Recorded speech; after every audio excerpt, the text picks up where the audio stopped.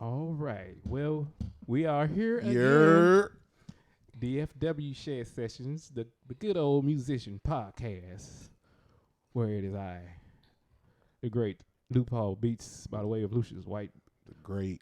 We got my good brother here, J Ell Groove. Tis I. Always keeping it solid and in the pocket. You got to, man. And we got the beautimous Professor Mel Will. Hey. And we got my good brother came back, the hardest working man. So nice we had to do it twice. We had to do it twice. Man, listen, our first recurring guest. Yeah. That's crazy. I just know we didn't that first one, man, it wasn't enough. Nah, I'm man. pretty sure we was going overtime. Of course we did. Jesus Christ. In case you guys may not know who we're talking about, we got my good brother Quentin Moore, Q More Music. Q More Booty Sweat. Booty Sweat. Yeah.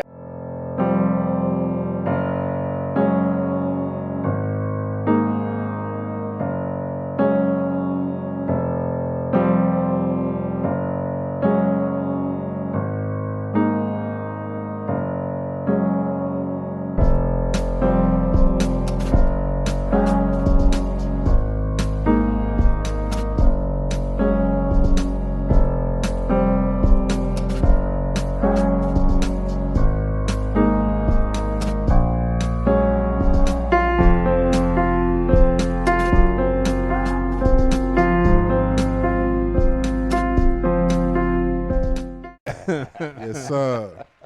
Luke Powell, let's get into it, man. Let's get this round two. We need to get into it. Oh yeah, man. We need to get into it. Now I do have a kind of an interesting question. So with you gigging and doing stuff for so long, so do you still do like, or would you consider yourself still doing like gigs that are like cheap or free? Man, yeah. I actually That's do, a man. good question. I do. You know what I mean? Because I call it the homie rate. yeah. It all depends on what's going on. I'm not really tripping about the money or anything like that. It's just, truth be told, if I'm booking something far out like that, then I am cutting myself out of something else, you know. And so I just kind of got to be careful with that, you know. So if, you know, let's just say if my rate is normally, you know, $400 or something like that, and I'm getting called for $100, it's not that I don't want to take the $100 gig, because I definitely, if I'm off and I'm available, I'm there. I don't give a damn. If it's 50, I'm there. I don't care. But a lot of times, and people will call me, and I'll just tell them the truth, it's hard for me to book out stuff like that. Yeah. Unless, don't get me wrong, unless it's something that I really want to do, like some original stuff. I used to play, you know, with a couple friends that had original things. You remember John Bailey? Yeah. Yeah. Oh yeah. Yeah, so I play with him. So Man, I haven't seen anytime, that dude in a minute. yeah, man, he got me fired from a famous cover band here in Really? Dallas. Oh, We ain't okay. gonna say no name. Okay. But it's All funny, right. man. Yeah. I mean, because obviously the cover stuff we can always do and it pays well. Yeah. But it was just fun playing with John, you know, with contemporary R&B and some of his original stuff. Yeah. That's what I want to do. Michael Hubbard, I'm gonna say your name again. A few different people, man. You know, I enjoy playing with them, man. Not saying that all their gigs paid that much, because they did have gigs that paid, you know, higher rates as well. But I'm saying the rate didn't matter when I would play with people. And so that's the kind of the way I look at it. If it's something that I really, really want to do, I'll book it far out. But if it's something that I'm kind of like, I gotta see what's going on. I just gotta be honest, you know. But no, I don't mind. I'm not tripping on that, you know. And then also I kind of look at it in the sense too of, you know who can pay you. You know where you're gonna get your money from. And then you know who can't, or you just gotta be realistic. Some people aren't realistic about that. Even playing at clubs and stuff like that, some people are like, no, but I get this there, get that, but yeah, this is here, this is there, this is not over here. This is this side of town, they ain't over here, whatever it may be. And you just gotta be realistic, you know. A place that may pay you, you know, $400, you know, then you have a place that say, hey, I can only give you $100, $150, you know. It's funny, man. We talking about solo gig. Yeah. We talking about solo gig. Yeah. We ain't talking about 8-piece bands. There are some. I mean, there are a couple places that'll do that, but it's rare.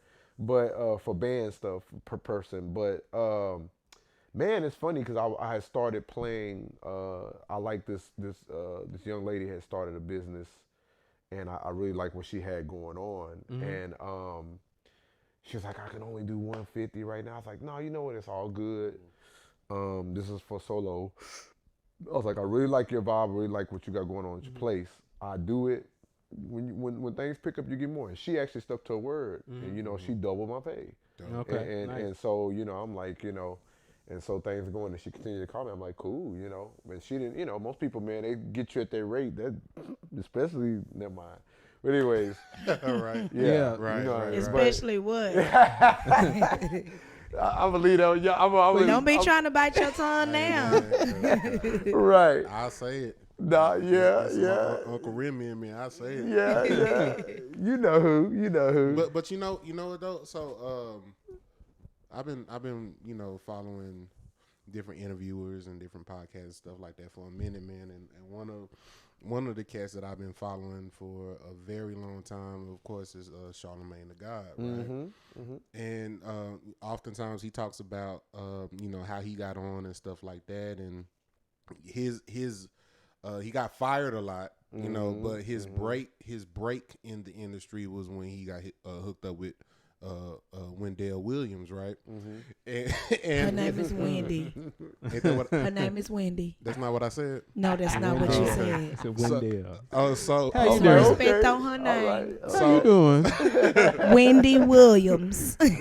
How are you?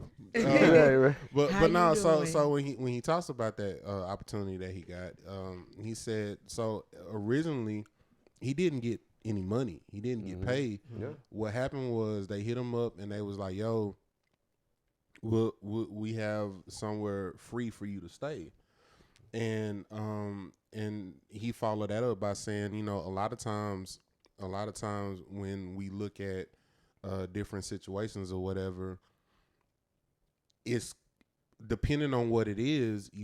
It's cool to look at it as an investment. Oh yeah. And not always see automatically see a paycheck attached to it. Oh yeah. You know what I'm saying? And it's like, so what if he had said, nah man, I need this amount of money, blah blah blah. Like bro, like you have free rent and bro, free rent is that's really a lot, bro. Yeah. You take it a long way. Yeah. I mean, even now, I take free rent. You know what I'm saying? You know what I'm saying? If you could take that out of one of my bills or whatever, so along with this fake jewelry I got on, if you can, if you take that out, but it's like sometimes in certain situations you have to be able to, navigate, be wise and mature enough to navigate. Okay, is this going to be worth something later on? Yeah. Like oftentimes I talk about my the Sunday gig that I have now. Is like, well, I got that gig because for I'll say like a solid 6 months. I was playing at this guy started a church. Playing for him. The pay wasn't great, but one, he was a solid dude. Yeah. I was willing to help him out. He had a lot of knowledge that I wanted to get from him. Yeah. And that turned into him saying, yo, I got this other church that I play for, and I'm actually getting ready to move, and they need a drummer. And that situation that I'm in now is paying 5 times more than what he was, you know what I'm saying? And all of that turned into, so that was just, more so an investment. And I saw it's like an unknown investment, right? You know it's gonna happen, but that's how a lot of stuff. But you know what's crazy was that's not necessarily what, like, it was more so like he had a lot of knowledge on some stuff, and I was more so trying to get next to him to get that knowledge. Yeah, you feel what I'm saying? So are you saying that basically building relationships, of course, over not so much over getting the right pay, but like building the relationships sometimes instead of seeking for the highest paying gig or whatever will benefit you at the end, because a relationship will, a good relationship. Let me make that caveat. A good relationship will get you to that.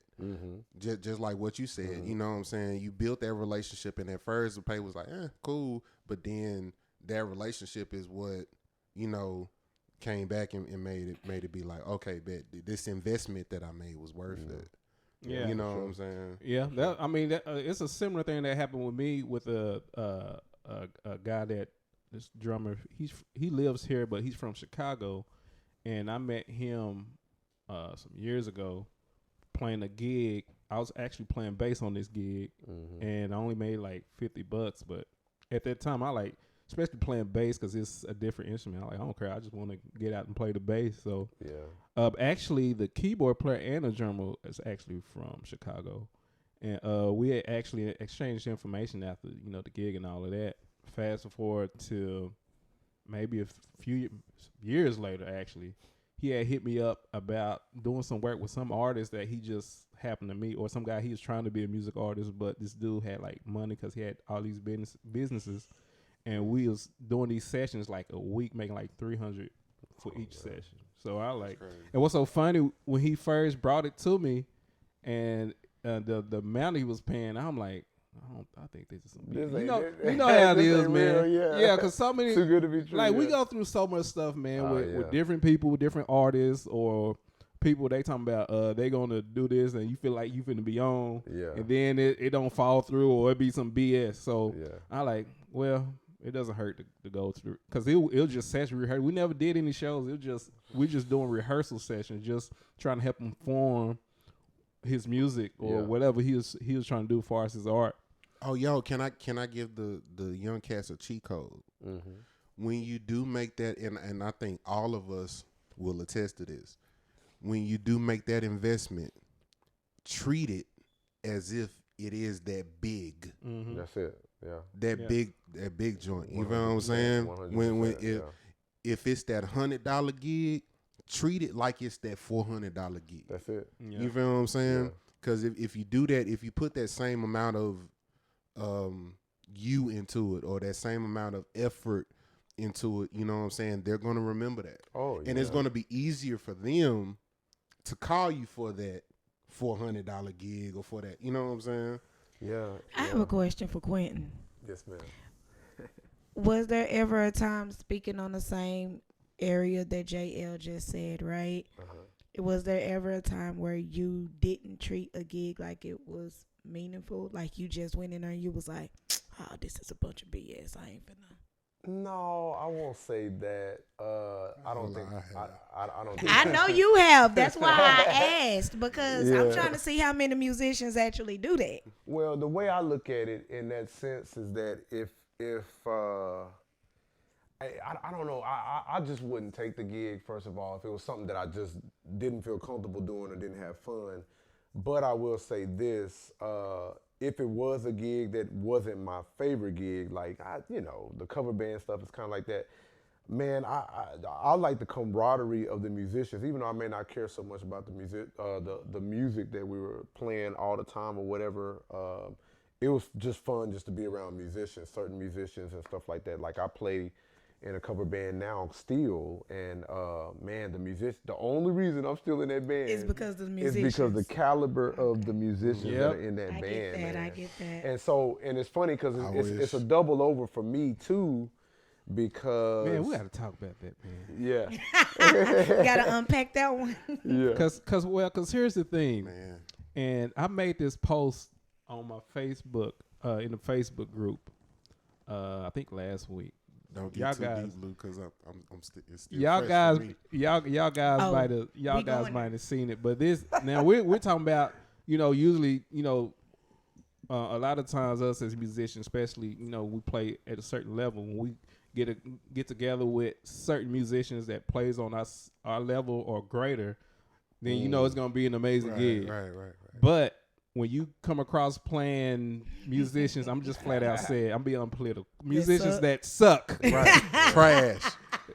Musicians that be trash. Story about that. It's like, okay, we're gonna put emphasis on that. Make the best the best way of this that can happen. But But y'all probably act like mean girls too to that musician, huh? No, I don't. No, I don't. I don't. can't. I don't only because I remember when it was me. You remember when you Yeah. sucked?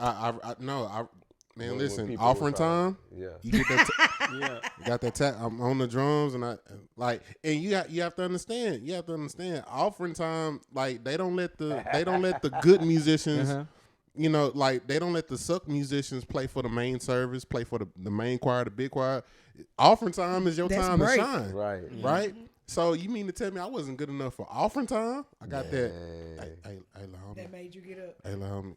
Yeah, I got that, man. Yeah. I got that, Yeah. and so Oh, I remember how that feels. And I remember yeah, I've been there- got I've up been there off too. the organ. Yeah. in there, I have- especially I have in the- I remember how that Yeah. feels. So I don't do that too. The only time I will do that. Let me rephrase that. I got a story about that too, but go ahead. The only time you got a couple stories, you hear, brother, we hear. Listen. We want all them stories, but the only time I will be that guy is because you have to understand when it happened to me, I was humble. Yeah. I was humble, Oh, okay. and I didn't feel Yeah. entitled. Yeah. You have cats coming up now. They like Still wet behind the ears. The skill level is Yeah. just, and this isn't a slight. This isn't anything. It's like bro, the skill level is just not there. Mm-hmm. You need to go back in the lab and work some more. They on social media. You feel what I'm saying? Yeah. But you get those guys who look at themselves as if their skill level is there.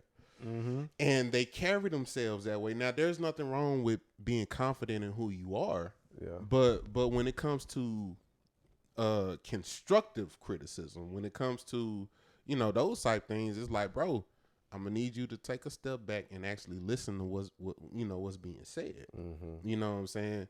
And then on top of that, like I said, you feel entitled. You feel like you're supposed to be here. It's like, bro, nah. No, you got a little bit to go before you get to you're able to get on this main stage. Yeah. Whatever that stage is, like it's like perfect example. I forget what T.I. oldest son name Major. is. Mm-hmm. Major. That's the oldest son. I want to say yeah. Okay. Maybe not. I don't know. Well, so when T.I. oldest son first started rapping, they were asking, yeah, man. So they was asking T.I., yeah, man. So when we gonna get a father and son, blah blah blah. Messiah. That's the oldest one. Mm-hmm. So T.I. was like, Messiah hasn't done anything to earn a T.I. feature. Mm-hmm. I remember that. You know what I'm saying? That was on his show, right? Wherever it was. Yeah, it's I somewhere out remember there. He hasn't done anything to earn a T.I. feature. He needs to earn a T.I. feature. Yeah. And it was a while before you saw them on the track together. Mm-hmm. Mm-hmm. And it's like, bro, and I love that mindset because it's like, bro, I had to earn my way on that stage. Mm-hmm. I had to earn everything, and like nothing was yeah. like, even with the relationships, the good relationships, you have to earn that. You do. Yeah. Yeah. You feel what I'm saying? Oh yeah. So it's like, Yeah. So along with you saying that, when you saying far as earning this is one of the things that bothers me far as a certain skill level is doing gigs with guys that's not on the same skill level, but they're getting paid like the same amount of money. Oh, you salty. But I'm just saying that there should be some type of line. Seniority. Yeah, because on the scale of 1 to Lowry's, how salty? well, here's the One thing. of Lowry's. So here's the thing. So far as in church, that's a different thing because most of the time that's willing workers. not. Yeah, that's. I'm sick of. we love you, willing workers. Nah. But so playing outside of, I guess, the corporate or the top 40, there's been occasions where I played with musicians and like the bass player may not be in there, or the drummer where he's playing everything but the right groove and he just in his own world. And It's not my place because I'm just the side man, so it's not my place to. But Lou, in that same vein, right? So isn't it whoever is the higher person, isn't it their job to vet them? They may have already said, hey, this is what the pay is. Mm-hmm. They should have vetted them instead of finding out that they suck at the musician thing. So are you talking about the person that's more talented or the person that's doing the hiring? The person who hired the musician that sucked, right? Mm-hmm. He gonna get paid because the person who hired him said, hey, this is how much the gig is paying. But in most situations, that might not have nothing to do with you. Right. So it don't have nothing to do with y'all good musicians. Mm-hmm. So, but if the hiring said, hey, this is how much the gig is paying $150, y'all may be getting paid $150 too. But it's up to the hiring. They supposed to know how much that person suck or not. You know, not so not all the time, not necessarily, because in some situations you run across a thing where the person who's let's call it the manager. Mm-hmm. I'm sorry, I got some feelings, man, but funk my feelings, but anyway, that's right. So let's just say it's the manager or whatever. The manager might not necessarily be a musical person. That they might not necessarily. So why are they hiring for a band? But because control company. Because it might just be their job to fill that slot. See, and here's another thing with this company. There's been times, from what I heard, there was because this company have 8 to 10 different bands under its umbrella, maybe more than that. But there was one of the bands that they used to have before they stopped using it, to where the lead of that band told me there was a time where he didn't have a keyboard player, but they just got a keyboard and had some guy look like he was playing the keyboard, just for show. Yeah, really. So okay, well, I see it from their vantage point. Yeah. But I've also ran into musicians. I've also ran into musicians who say, I feel like I need to get paid more because I know how to read music, or because I have these credentials, and it's like, well, whoever is hiring you, right? Like, they know what your capability are, or they supposed to know what your capability is. And like, as a senior musicians, why do you guys feel like, Quentin, you can answer this. Why do you feel like because I ain't trying to talk to y'all too. Quentin, why do you feel like you need to get paid more than a sucky musician who's on the same ticket as you, playing the same music, whether it's right or wrong, playing the same music as you? Why do you feel like you need to get paid more just because you could play better? I got a different perspective, though. Okay, go ahead. I think I don't. But this is kind of, I don't know, this is kind of a little bit going off of the topic a little bit. For me, when I usually come across, it's different because I'm the artist as well. And so I've been in both situations, you know. So I definitely know how I feel. But for me, coming as an artist, and then here's the funny thing, I've been in situations exactly with what he said, especially overseas. Okay. Where I'm playing local bands and they just put anybody together. You know what I'm saying? I'm like, man, so for me, I just have to kind of have look at their skill level, kind of rally them up or something, and just try to have as much fun as possible. Not worry about any of the business stuff. Man, I mean, I had one band, oh my God. I think in this past summer, I went to this small town. Using Yugoslavia. I ain't gonna say, they gonna see this. I know they follow everything I say. It was a little tiny country town overseas. I ain't gonna say where, man, but young kids, a couple of the kids were young. So what I always do when I get in situations like that, I try to look at, in the rehearsal, I listen to everybody play, and I try to say, okay, and I know sometimes you may not even have a rehearsal, but even if I'm on a gig and I'm spotting things, sound check or whatever, I'm like, okay, I try to see everybody's strengths and weaknesses and just try to build upon that. So if I see somebody that's a little bit insecure, like, or not strong, I try to like push them. Hey, take a solo, do your thing, you know what I'm saying? And usually what happens at the end of the night, they just have so much fun, they so happy. And man, a gig that I just knew was gonna suck. Yeah. End Would up be being one of the fire. funnest gigs. The Yeah. energy Yeah. would be, man, it was so, I kid you not. The first set, and I tried to build the set out based on the musician skill level and everything. wisdom. But, and how I said, okay, let me do the songs that they strong on, or songs that I'm really strong on first, get them kind That's of, you know, good. chilled Yeah. out. But man, this particular gig, I knew Always this first adapting. set, Yep. That's I knew this first biggest set was musician. gonna be killing. Yeah. We get there and the sound man Ah. from sound check completely changed my settings, did not speak the language. I'm like, No no. way. So like That sound, man. That And can this change was your overseas? spirits, man. yeah, and in the That third could change- that could song, mess in up the, your spirit. in the third song, I'm like, I went over to the board. I was like, I gotta do this. So I finished the first set. Because We split- Salmon is your last member of the band. I'm like, man, because we had a good sound check, and then he went in and changed everything. I said, this is unbelievable. Oh man. So Sound this like is what somebody happened. at church. This was so funny. So this is what happened. The next set, we had more upbeat stuff. We had more covers mixed in with some of my original stuff. And I was gonna open with a song in their language. The manager that was with me, he said, no. This band, they're fired. This is making me look bad. I said, give it a chance. Let me handle it. Let me do this. I promise you, I'm gonna pep them up. Because the manager he wasn't musical. No, He but see, but here's the deal too. Even with him, he got me there, and then they had another appointee to book the musicians. And it was absolutely, it was okay. terrible. Okay. So this is what happened. I said, no, give it a chance. I'm telling you, I'm gonna do this song in their language. The people gonna go crazy. Then we're gonna hit them. I'm gonna do a couple covers that they know, and then I can finish out with my original stuff. And so I knew they were gonna be strong on their language music. So I came out and did that. The crowd went crazy. We did a couple covers.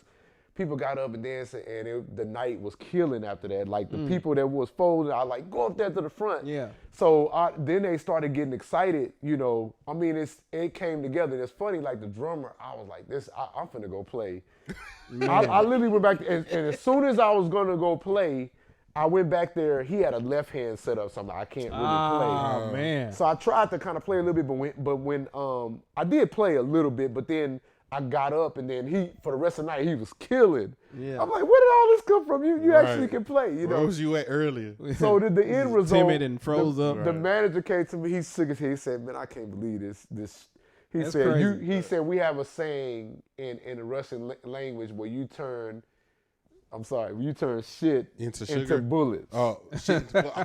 So I was like, Russian. Say yeah. that phrase. Say that phrase. He said, again. Wow. it's a saying in their Russian language where they say you turn shit into bullets. Wow. Okay, I like that. And so he was like, I just can't believe what you did. He said, man, I already fired him. I don't know what you did. I said, no, I knew I could push him. We got the sound right on that last song of the first set. So I said, I'm good with that.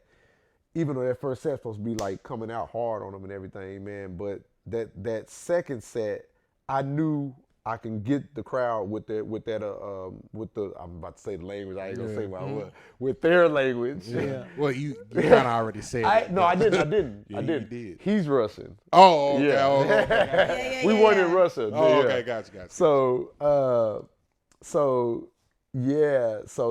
it turned Come out on, good. Gig Tales. So what? In a nutshell, what I try to do when I'm in situations like that is more so than kind of. I just try to push the musicians, and you know what I kind of got that from encourage Bernard Wright, because I told y'all about a gig. He came and played. I was playing keys. He got me out the keys, and he said, "I want you to sing." I was like, "How does he know I sing? You don't even know me.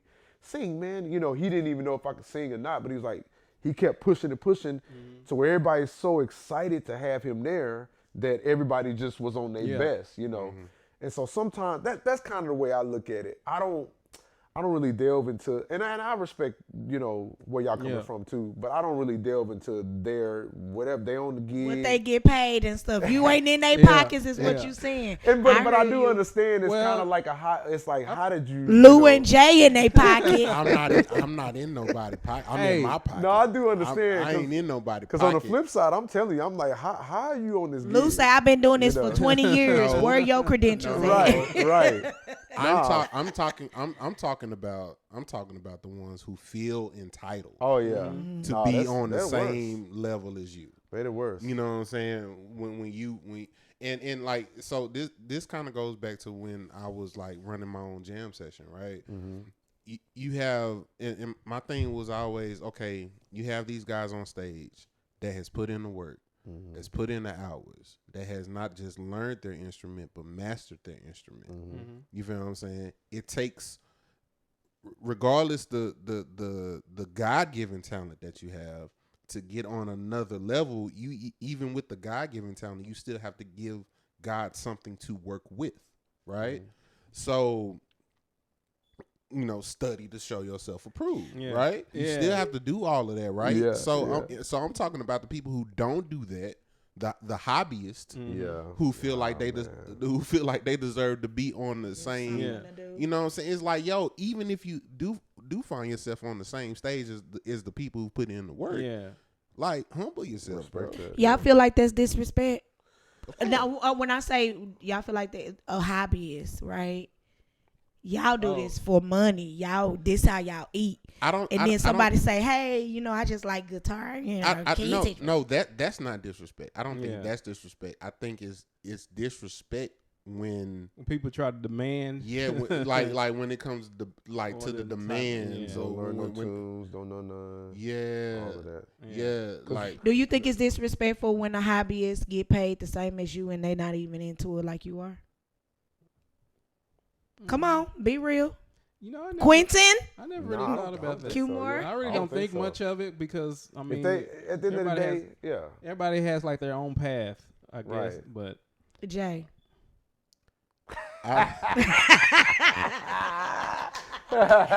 It's all over your face. I'm gonna go back to what I said earlier. It's all over your face. I'm gonna go back to what I said earlier. I don't think just them merely being on stage or getting paid the same as me I don't think that in itself is disrespect. I think it's disrespect when their attitude or demeanor is greater than what they really are. Okay. You know what I'm saying? That's when I'm gonna stop poking y'all. Yeah, that's when I never. Yeah, you did kind of poke something. I know. On the side I of was the just cushion. trying to see where y'all was at with it. No, man, but that's kind of a complex question. Yeah. Here's something funny though, and I was so mad one time. Now I will say I was mad this one time, but it was very fit. I know you can probably connect to this a little bit. So I'm still not gonna speak names. I'm in this band. My normal crew can play anything. You know what I'm saying? They're masterful. I mean, you know what I'm saying? They're killing. You got K. Lou on kit with you most of the time, right? Well, that's with my stuff. I'm talking about it. Well, I'm just gonna say in the cover band, Sid Moore's on drums, Wes, Funky Knuckles. Oh yeah. Yes. So pretty much about, Wes. That's the main reason that So So in these wedding bands, I'm just gonna be real. And maybe this is different for me than you. How many black weddings have you played as far in? Now I'm not talking about independent. I'm talking about in that company. In the company, I have not played. I think it may have been interracial, but just a straight black, not one. Even with the you know why? Because black folks can get DJ called. They'll get that, or they'll get a cover band. They'll get a hookup. Even outside of the company, I know who y'all talking about, but even outside of that company, no black weddings. Nah. So here's the deal. They've all been from the mountains of Caucasus. Exactly. That's so funny you said it because that's where I was. With that band, there's 2 countries in there where you can figure out whichever one you want. They're the Caucasus. That's what they call that area I was in. But anyway, that's so funny. Here's the deal. The one black wedding that we play, not in these companies, you'll never play a black wedding. Now, I played plenty of black weddings independently with my band, with other bands, with black bands, you know what I'm saying? But with a company that is predominantly, you're going to be doing predominantly white weddings. Yeah. The one black wedding that we do where I get to do whatever the hell I want. I can do my Maxwell, my D'Angelo, all that stuff. I did LTD Love Ballad for the for the first dance. So I'm on this gig. West them all out of town. Of course, they kill all that stuff. Yeah. So I had some subs for this gig. And I will admit that I was pissed off the gig. Now I'm like, how you getting paid the same money? I like, y'all, you gotta learn these tones. So I'm like, man, if I had my regular crew, this would have been so killing. But I was mad at that gig. I ain't gonna lie. Because it's a little bit different from the guys. I was about to say, why were you mad, Quentin? Well, because they didn't learn the music. They didn't learn the music. Okay, it's I just got like, that. it's just like, come on. And these guys, they can play. They can really play. I'm not, because the crew that was still on there, they're actually really good musicians too. But it's just like, and they were like, I'm sorry, man. I'm sorry. I'm like, man, I'm sorry, but this was the one black wedding where we could smash, and you're trying to read a chart. You didn't go over the music. You know what? And I I'm take like, that. I take it back. It was one black wedding that the company played. Really? Which I got a call for, but I had to turn it down because it was last minute. Okay. But it was Draymond Green wedding. Oh, okay. Wow. But yeah. That's See, that's Our guy Ben Parker was on that gig. Yeah. He played that gig. Okay. Yeah, man. That would have been. Y'all ever wanted to doc? I mean, even though you're not the hiring.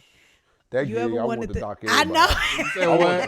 Ever wanted to dock the musicians page just because they suck? I know you will. Well, I have. As a band leader, I have doc guys. We just talked about it. I got a situation that's worse than that. I'm gonna speak about it, but we'll talk about that.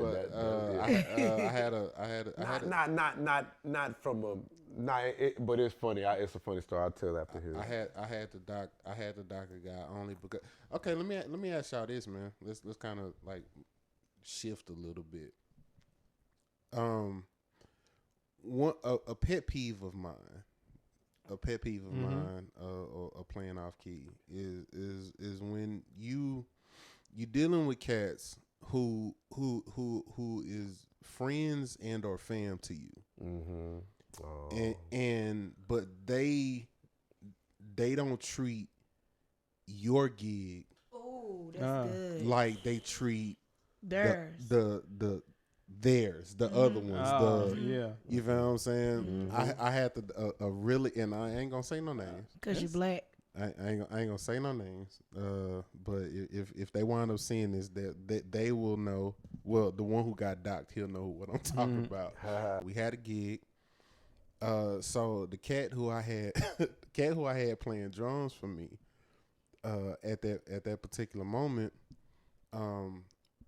had a conversation with the guy who had playing bass for me that time, and the dude playing bass was getting rid of a drum set, was selling a drum set.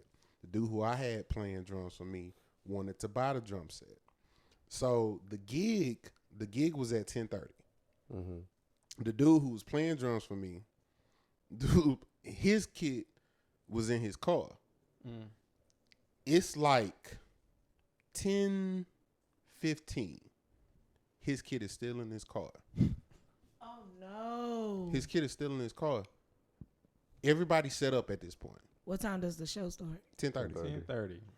And you got a whole kit you got to set up. I was like, yo, what you doing? The drummers take the longest to set up. And I'm like, and the bass player was running just a little bit behind, but he was like on his way. Yeah. So at this point, it's 10:15. The bass player, and bass player, like he just got his amp and his X or whatever. And I'm like, yo, what you doing? Oh, well, so and so selling me his kit, and I want to play it tonight. Bass player walks in with his kit. With the kit that he want to sell, the drummer sets the drums up. Now, mind you, the kit that was being sold ain't been played and been touched in months. Oh man. Oh. Sets the kit up. Do. I don't like this. Took the whole kit. Took it down and then got his. Yo, bruh. Oh, no. That's I don't know if that's a doc. That might be a. Bruh. You might need There's to not. It's not time to test new toy. I wonder who this is when we get off here. Well, but it's like, yo, like And I'm sitting there watching this like, what? Like, So really? So He how would not have done long that was on that them. process before y'all started playing? Downbeat was 10:30. Downbeat was 10:30. We didn't start till like somewhere between 10:45, almost 11. Even now talking about it, I'm like, bro, where did you What were you think that? thinking? Where did you think that was? And he was so comfortable, because we were fam. And my thing was like, bro, you wouldn't have done that. You wouldn't have done that For the other people. at that other gig. You wouldn't have at that gig that for those people that you were trying to impress or whatever. Right. Like, you wouldn't have done that. Yeah. Nobody would have done that. Yeah, I've never heard of this. So you docked them? You wouldn't have. Of course I did. That face. I And even he docked him too. What do you have to say about being docked? Huh? What do you have to say about being docked? It wasn't no pushback. It wasn't no okay. pushback. After the gig, because in the venue there's this couch on the side. Why? There's this couch. There's a couch. So after the gig, I was like, "Hey, bro, I need to holler at you real quick. Come here. Them two fingers. Come here real quick, bro. I need to holler at you, man." And I sat him down and I talked to him. So not trying to say he's a child or anything like that, but it's like, a lot of times when we were disciplined as kids, a lot of times we were just disciplined and we didn't all the way know why, right? So so it's like, yo, I need to sit you down and explain how much of a F up this was for you. Like, I need you to know that this was not okay. I need you to know that this was not okay.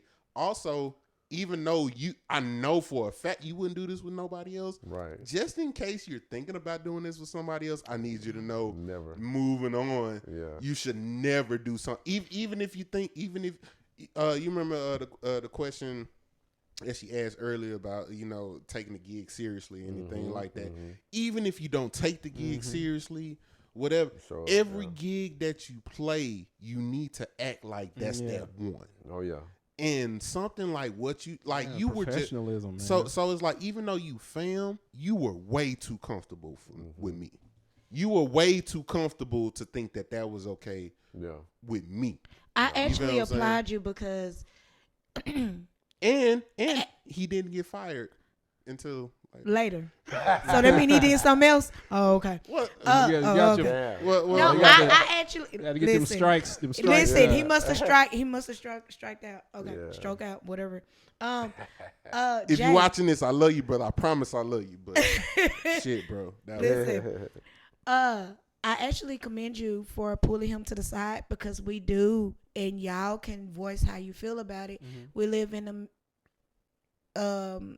I guess you could say a culture now where it's popular to embarrass musicians. No, I wouldn't have done while that. on stage, or while they are. Man. I was about to say while they minister. While they are, while they're playing their instruments in front of whoever. Man, it's such a culture for people. I mean, I've seen it done in church. I've seen it done in bars. Like, they don't care. They would embarrass you in front of everybody and expect for you to be okay. But I commend you for pulling him to the side and say, "Yo, this wasn't okay." So let me ask y'all this, and this for both of y'all. What's y'all? And we got to move on a little bit. But what? So have any of y'all, after hearing that story, have any of y'all had an experience where you tried to put the homies on, and they didn't take that situation as serious as they should have? Because it was the homie. Well, I will say this. I had a guy, homie, that we was gig a lot, and phenomenal drummer, but it's the drummers, man. It's damn drummers. But he always K-Lou, you next. Stop effing up. Don't do him like that. Oh Lord. Well, he forgetting your bass pedal. Well, the thing is, he never had transportation. So okay. A lot of cases, if we doing gigs together, I'm pretty much the one picking him up. But he got to do all these other things. He takes into reefer, so he has to go make. He's an herbalist. Yeah. I call it medication. You gotta pick up his medication, and then I believe it do give you short term memory because boy, he would always forget something. I gotta turn around and get this, and we already gonna be 10-15 minutes late to the gig. Then we was playing in church together. So many times we was late to church because of him, but he had attitude. I'm just do what I want to do. So I like, yeah. Q, what about you? Have you ever had a situation where a homie didn't take the situation or opportunity as serious as they should have because they were too comfortable with you? Yeah. That's how it goes, man. You know, it could be for several different reasons too. You know, also what I dealt with a lot of the times, people with me being a band leader, people want to lead their own bands and do that type of stuff. But one thing that I learned as a band leader is before I was a band leader was how to follow. You know what I'm saying? That will make you a good band leader, man. Yeah, that's what I'm saying. Yeah. So once you pay attention to how these band leaders work and what they deal with, then you'll know. And then when you become a band leader, you know, you'll already know, and then you know how to deal with. And then when and I didn't mean to interrupt you, but when you have to go back. Yeah. When you go from being when you go from following to being a band leader, then have to go back to following, it makes you respect who you're following way much more because now you've had that experience. And that's what I'm saying. And so as for me, that and you know, and I can say now, I think a lot of the people in my circle have kind of had that experience, and so they'll show up to rehearsal on time, learn the music on time, all that type of stuff, and then vice versa, you know. My good friend Vandale, you know, I've played pretty much, you know, I played bass with him, I played guitar, keys, and so whenever he would call me, you know, because I know I'm a band leader, so I'm learning all his parts, I'm showing up on time, I'm asking all the questions, whatever I got to do. Yeah. And so it's a totally different thing, man. You'll know, and you know. But a lot of the times what I dealt with is people who wanted to be up front, never had any experience with following or being up front, you know. And I'm pretty sure, you know, if some of those people would lead or you know, they wouldn't have a clear understanding, okay, I need to do this, I have to do that. That kind of stuff, you know, mostly that. Well, if I was up there, I would do this or do this, blah, blah, you know, that type of stuff. Like, all right, well, when you get up there, we're going to see, you know. Right. But mainly that stuff, man. One situation I was going to talk about, you talked about the whole docking thing. Yeah. I had a situation one time, man. I hired these two guys, man, they play in a touring band around town, really, really solid horn players. The gig, we rehearsed, charts, everything, gig didn't go too well. And they knew beforehand, you know, we were recording video and audio and everything as well. So I reached out and I was like, here's the audio. You can take a listen to this. Yeah. You know. You tell me, what would you do in this situation? Yeah. That's exactly what I said. Yeah, see? And so it was funny. One guy was like, that was a band leader thing. So we just had a moment. Oh. That's exactly that. But one guy kind of had to, okay, so one of the guys was like, damn, that's the whole show. But all right, he did everything he had to do, send it right back. I didn't have no problem. He was kind of like, damn, you know, yeah, you're right.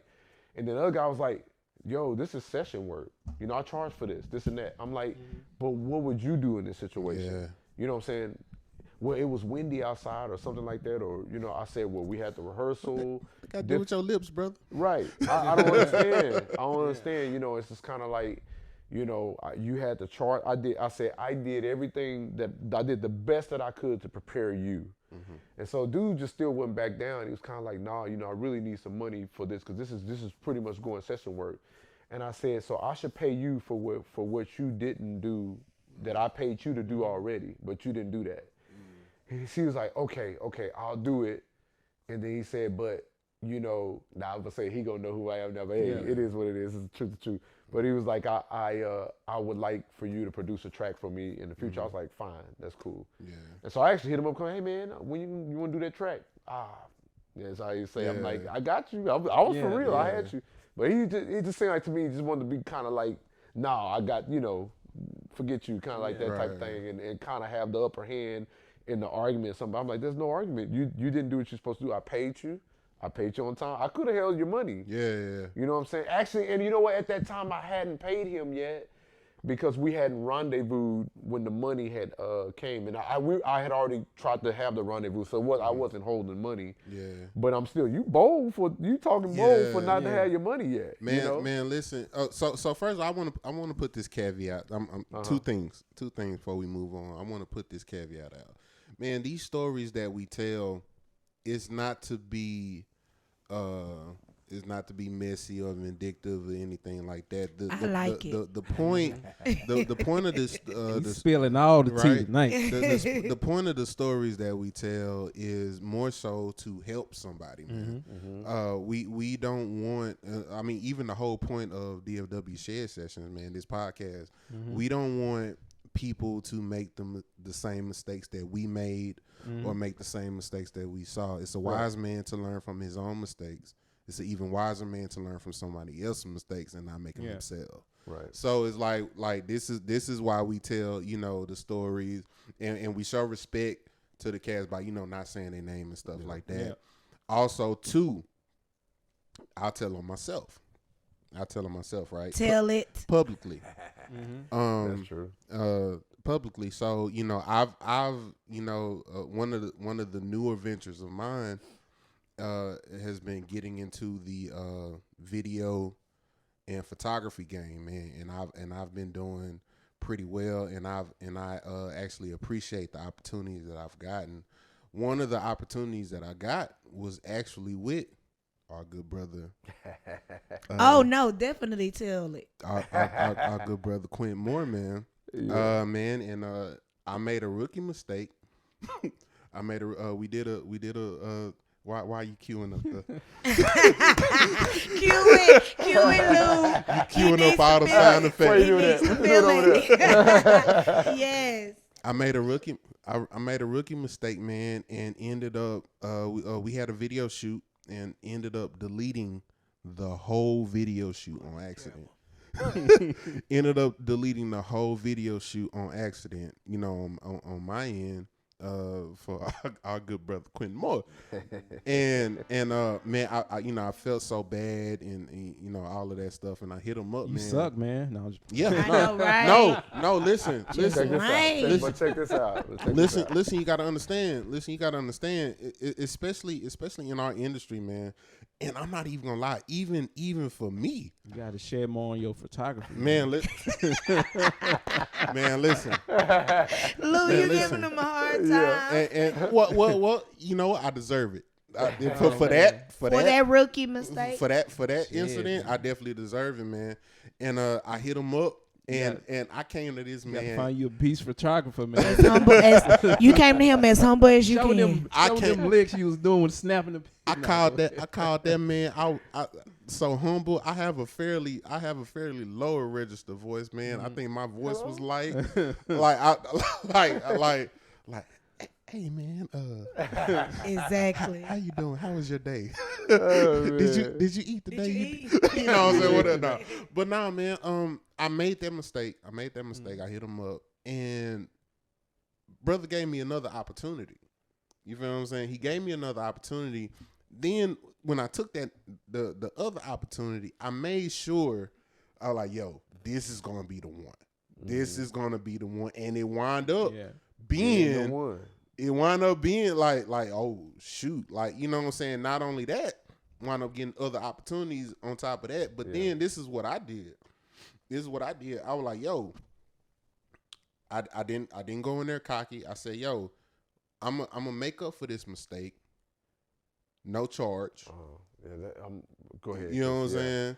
He said not being cocky. I got something to say about that. You know what I'm saying? So he was cocky, is what you said? No. He's not talking about me. No. Yeah, I'm not talking about him. I promise you, I was humble this whole time. Yeah. You know what I'm saying? The first time, all the way you know what I'm saying? And I was like, yo, no charge, no charge. We gonna do it this way, blah blah blah. As a matter of fact, you ain't got to do nothing but show up. That's right. You don't have to do anything but show up. Everything that you took care of the first go around, I'm gonna take care of all of that. I said that to say, yo, it's cool to make a mistake. Mm-hmm. It's not the mistake. It's how you handle the mistake. That's it. You know what I'm saying? It's literally, it's in our human DNA to F up.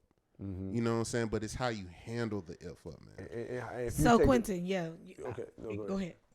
No, one thing I was really impressed with him, and it's one thing. Okay, so two parts with this. It's one thing to make a mistake, but and kind of not. I knew he knew what he was doing. We did this before, and the way he talks to me, I know he knows what he's doing. Everything that we've done, I've done with him. He's always been on time. I don't know what y'all experience with him, but he's always on. I'm serious. Drummer's always late, but the photographer's on time. Like he's always on time. Like he has good communication, everything. So when he made that mistake, I was like, I totally understand, and like I wasn't angry at all because I was know. about to say it didn't fluster you not one not bit. at all because of the way he approached it.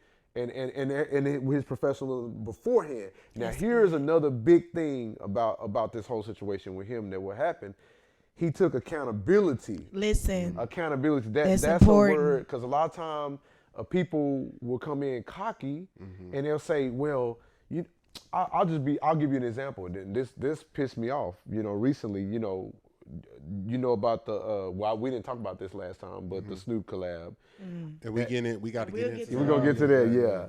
So basically, I had been working with an animator for the animation, and he came back when the first 2 times I worked with him, very professional, very prompt. So I was like, I trust you. And so that's one thing when you build my trust, when you do that, you have a little bit leeway to make mistakes or whatever. So that's why I wasn't really tripping with him. So what ended up, long story short, he asked for a 2-week extension. I was like, that's fine. You've been working. I've been seeing your work. You have a good, we have a good working system going on in history. So basically, he came back again. I hadn't heard from him. I'm like, what's going on? So hello. So a couple weeks after that, he's fine. Hey man, I'm sorry. I'm just gonna be honest with you. I underestimated this project, and the fee, because of the fee and the length of this project, I'm not. It's gonna take me another 2 months. Wow. And so he was already 2 weeks late. Wow. And then he said it's gonna take another 2 months. And my problem was, had he been showing when we started this big project that he had been working every day and his communication was good every day, I would have said that's fine. 2 months, that's cool. But the problem was, from the last time that he asked for the 2-week extension to this point in time, no communication. No communication, and no work had been done. Wow. And then his language was, because of the fee. Mind you, his fee was the fee that he asked for. Yeah. And I didn't talk him down on that fee at all. So I was like, I don't understand why you're saying the fee. What you did was you prioritized other people's work, and then you didn't take accountability for your lack of professionalism. And that's it. My thing is like, and so I would have gave him leeway had he been still working, had we still been in communication, had he still been showing me professionalism. But he didn't take accountability for that mistake because, he didn't care to. Yeah. And he refunded the money. He did refund the money, the deposit right away and everything, but that was just still like, you wasted my time. I lost 2 months of time, fooling with you. Messing with you. Man, like when you make a mistake, man, accountability. Accountability. And so not only, and I ain't trying to be too personal. You good. Not only did, and see, this is how I am too. Yeah. If I do studio work and somebody, if I'm late or if it's not right, if I'm doing a video for somebody's songrams or whatever that I do, if it's not right, and you're not happy, I will gladly refund your money, and you can keep it. I'll even redo it. Yeah. I'll even throw in another gift or extra or something. That's just how I feel. That's how I stand by my work, and that's what I felt from him. You know what I'm saying? He was like, "No, I got you. All you gotta do is show up." And literally, that's all I did. I was in and out in 10 minutes. Yeah. What we were doing, And so that's one thing that I was really impressed by him and not just as a musician or as a artist or nothing like that, but just as a person. Yeah. Accountability. It's a big word. And a man of his word. But even as that, man, that's something that you should just apply to life, period. You feel what I'm saying? Outside of trying to But because this thing that we do I just cover it as far as the entertainment industry. It's things we do. For the most part, the relationships that we build is transactional. Right. You know what I'm saying? I'm doing something to get something from you and vice versa. You know what I'm saying? Whatever. But just in life, period, with your spouse, with your boo thing, with your kids, with your parents, with your friends, your best friend, your siblings. It you know, if something go left, and especially if you had a big part in that thing going left, there should be accountability had. Yeah. You know what I'm saying? And that's just the attribute to have as a person, period. Hey, my bad, but going back to what you talked about, you asked me had I ever not taken a gig serious, stuff like that.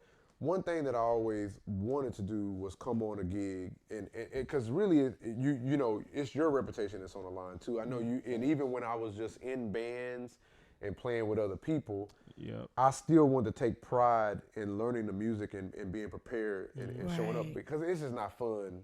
Just being honest, it's not fun to be up there that way, you know, and anything like that. And I can say, you know, I can say the same for these two guys I played with him, especially for several years.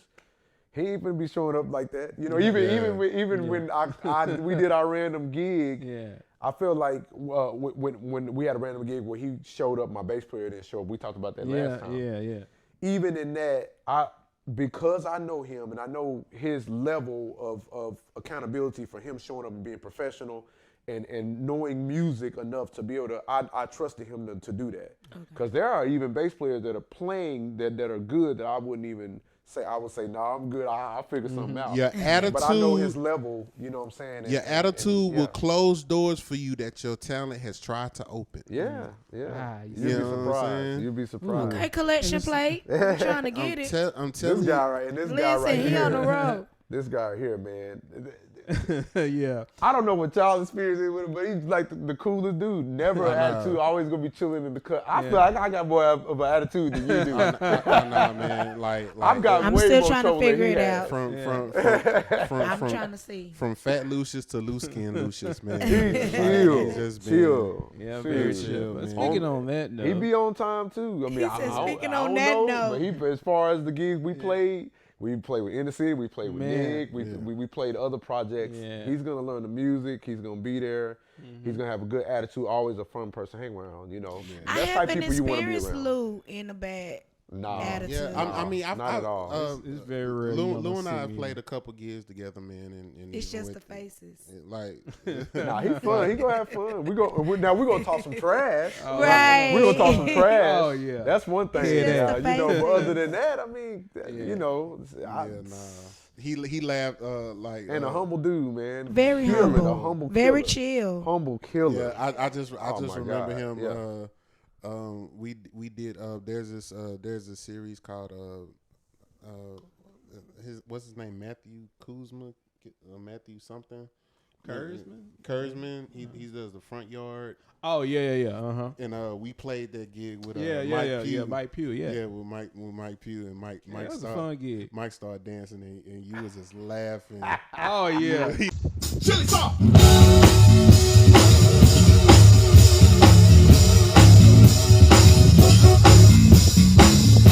Yeah, Mike was in his own. Mike was in it, man. But hey, man, yo, this has been a super dope conversation. Of course, we should have known. Yeah. We With should Quentin? have known. We gonna talk. It was crazy. I kept trying. Right. Man, what's crazy is we got so much more to talk about, Oh, man, yeah. because Ain't a lot even has scratched the happened surface. since the last time. Oh, yeah. Oh, yeah. A lot has happened since the last time we yeah. sat down and chopped it up, man. But listen, man, this is DFW Shed Sessions. We appreciate y'all so much for rocking with us, man. We appreciate y'all too. That too. Yeah. That too, man. And then when we come back, we got to talk about this lovely BFU couture. Oh yeah. I had to show Yeah, up. I was trying The to see if you was whole gonna time, bro, I didn't recognize even it. I had to see that. show I'm up He with didn't it. have the shirt on. He walked up in here. He was like, "Yeah, I didn't even see, Yeah. man. I'm that's You know a what I'm trip. saying? I had to show up with that your pal. merch." I'm the only one that's not rocking any Quentin Moore couture. You got it. know what I'm saying? You know what I'm got it. saying? You got But yeah, man, we gotta talk about that and all that good stuff. So yeah. So we will be right back. Y'all don't go nowhere. We gonna pay these bills real quick. We'll be right back.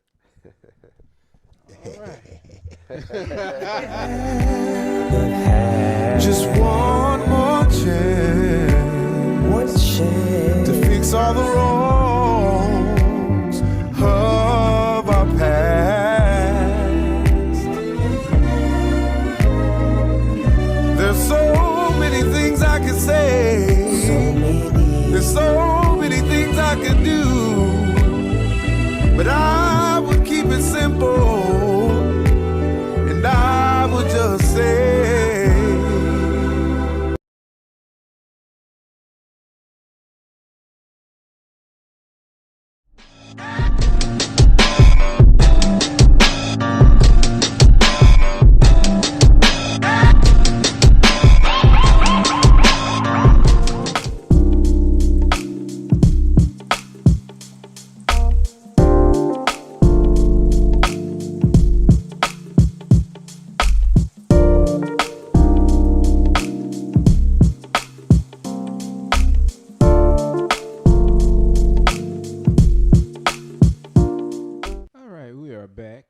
back again. DFW Shed Sessions Podcast. Make sure you guys please go and subscribe to our YouTube channel, DFW Shed Sessions. We are also on Instagram, DFW_Shed Sessions, and that is also the same for TikTok.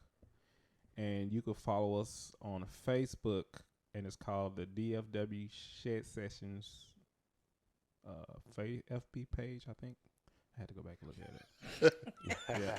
You don't know what you promoting, bro. You don't know what you said it is? Yeah, so I can look at it real quick while we talking. So my phone work right. There we go. So what it is called, follow us on that. The DFW, see, I was right. The DFW Shed Sessions FB page. Okay. So I was You right. came up with that name? Yep. Only because it's the we also have the group, so but that's what I came up with. So yeah. Okay, so Professor Mel Will, where can we find you on the social media plugs? You can find me on all social media plugs at and that's Facebook, Twitter, Instagram, TikTok. That's Professor Mel Will. You on TikTok? Didn't I know you was on TikTok? Literally, I told you that like a long time ago. I am on TikTok. But yeah, you can find me on all social media platforms at Professor Mel Will. Don't be no stranger. I need new followers. So follow me and I'll follow you back maybe. Okay. So my good brother here, J Ell Groove, where can we find you on social media? Yeah, man. Find me on. You like, bro, this is gonna be some bullshit. Right. Yeah. Nah, man, you can find me on Facebook, J Ell Groove, Instagram, J Ell Groove, who is J Ell Groove, Twitter.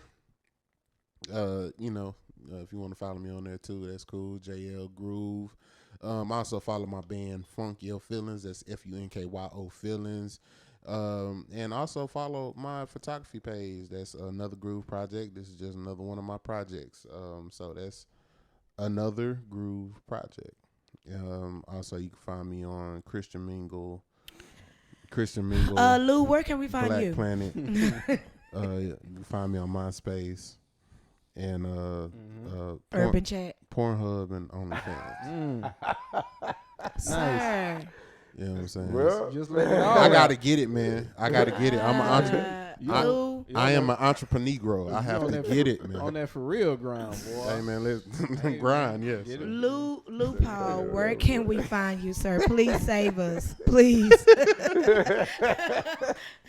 Oh, man. That's how I Please do it tell us too. where we can find you. That's how I do it every time. Okay. You guys can find me on, actually, I also have another YouTube channel, Lou Paul Beats, where And I do it to That's My Girl. this guy here. It's not your turn anymore.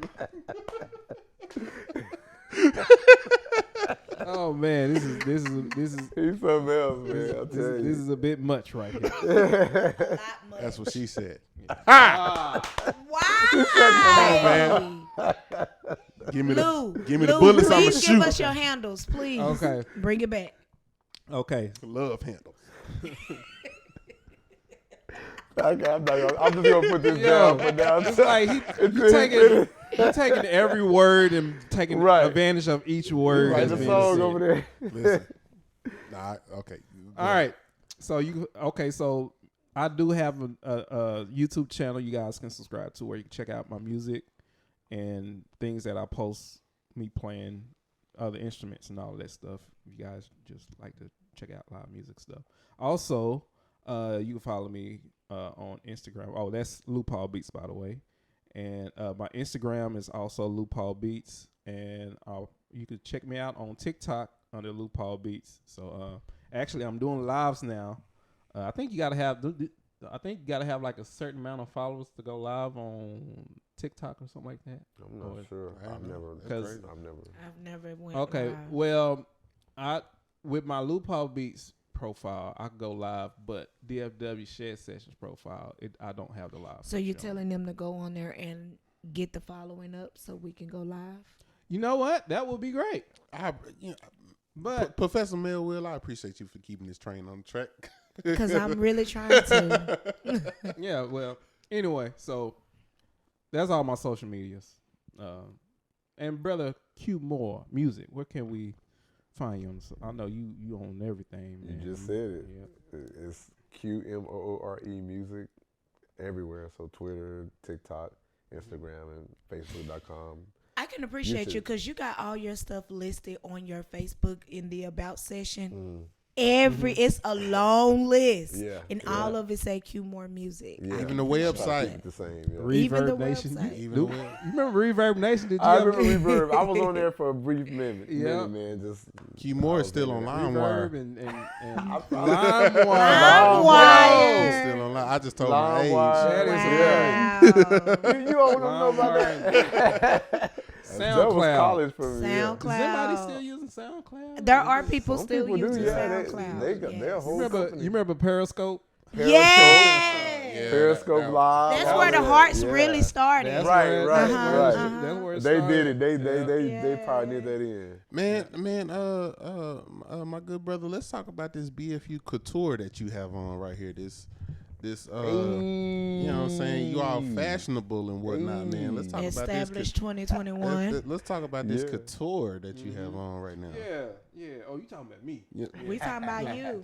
Yeah. So Can you turn towards the camera so we can? Hey. I need a model or something. Hey, Yeah. that's it right there. That's I haven't it. seen that actual color in person. That's tight. Yeah, the heather with the black. That's nice. Yeah. So yeah, You know you're doing good when you ain't even seen your own shit Right. in person. When you ain't seen That's your own right. merch. No, that means you ain't doing good enough. That boy worn that shirt, boy. Yeah. Man, so from the BFU couture, we got the Soulful AF couture. Mm-hmm. You know what I'm saying? Quentin Moore, talk about it, man. Kind of want that shirt. I got t-shirts. I got t-shirts on my website. You can get the BFU t-shirt. You can get this Soulful AF t-shirt and a bunch of other t-shirts on QMoreMusic.com. You got church shoes too? I do. Nah, I got I don't wear them. Clearly, See what I wear. I need to come out with them on. Hey. The I'm fact gonna that come out he- with my own. the fact that he Oh, I'm lift- sorry. You got the Air fact that he Moses. lifted his foot so we Yeah. can see it in the camera. Really.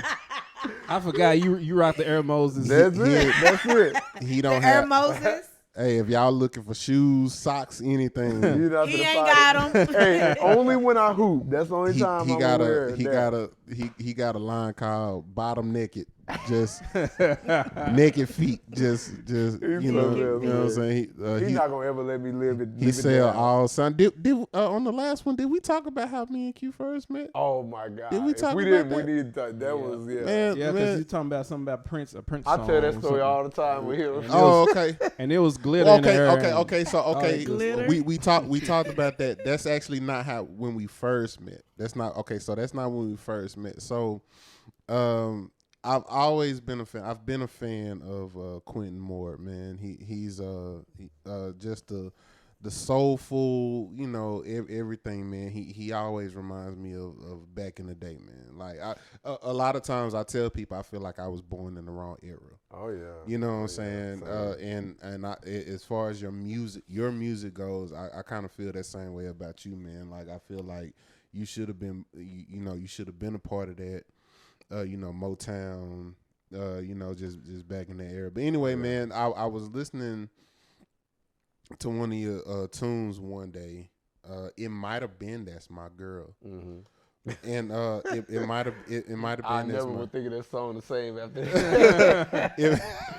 I ain't singing that no more.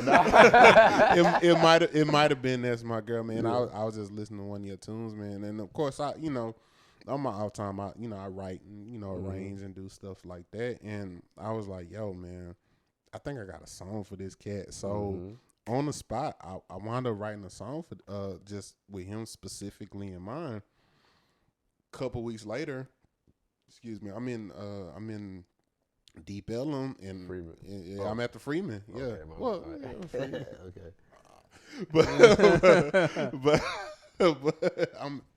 I'm at the Freeman, man, and he pulls up, toes out, all of that, and I'm like, yo, bro, why you out here with your toes? I was like, with your toes? You out here.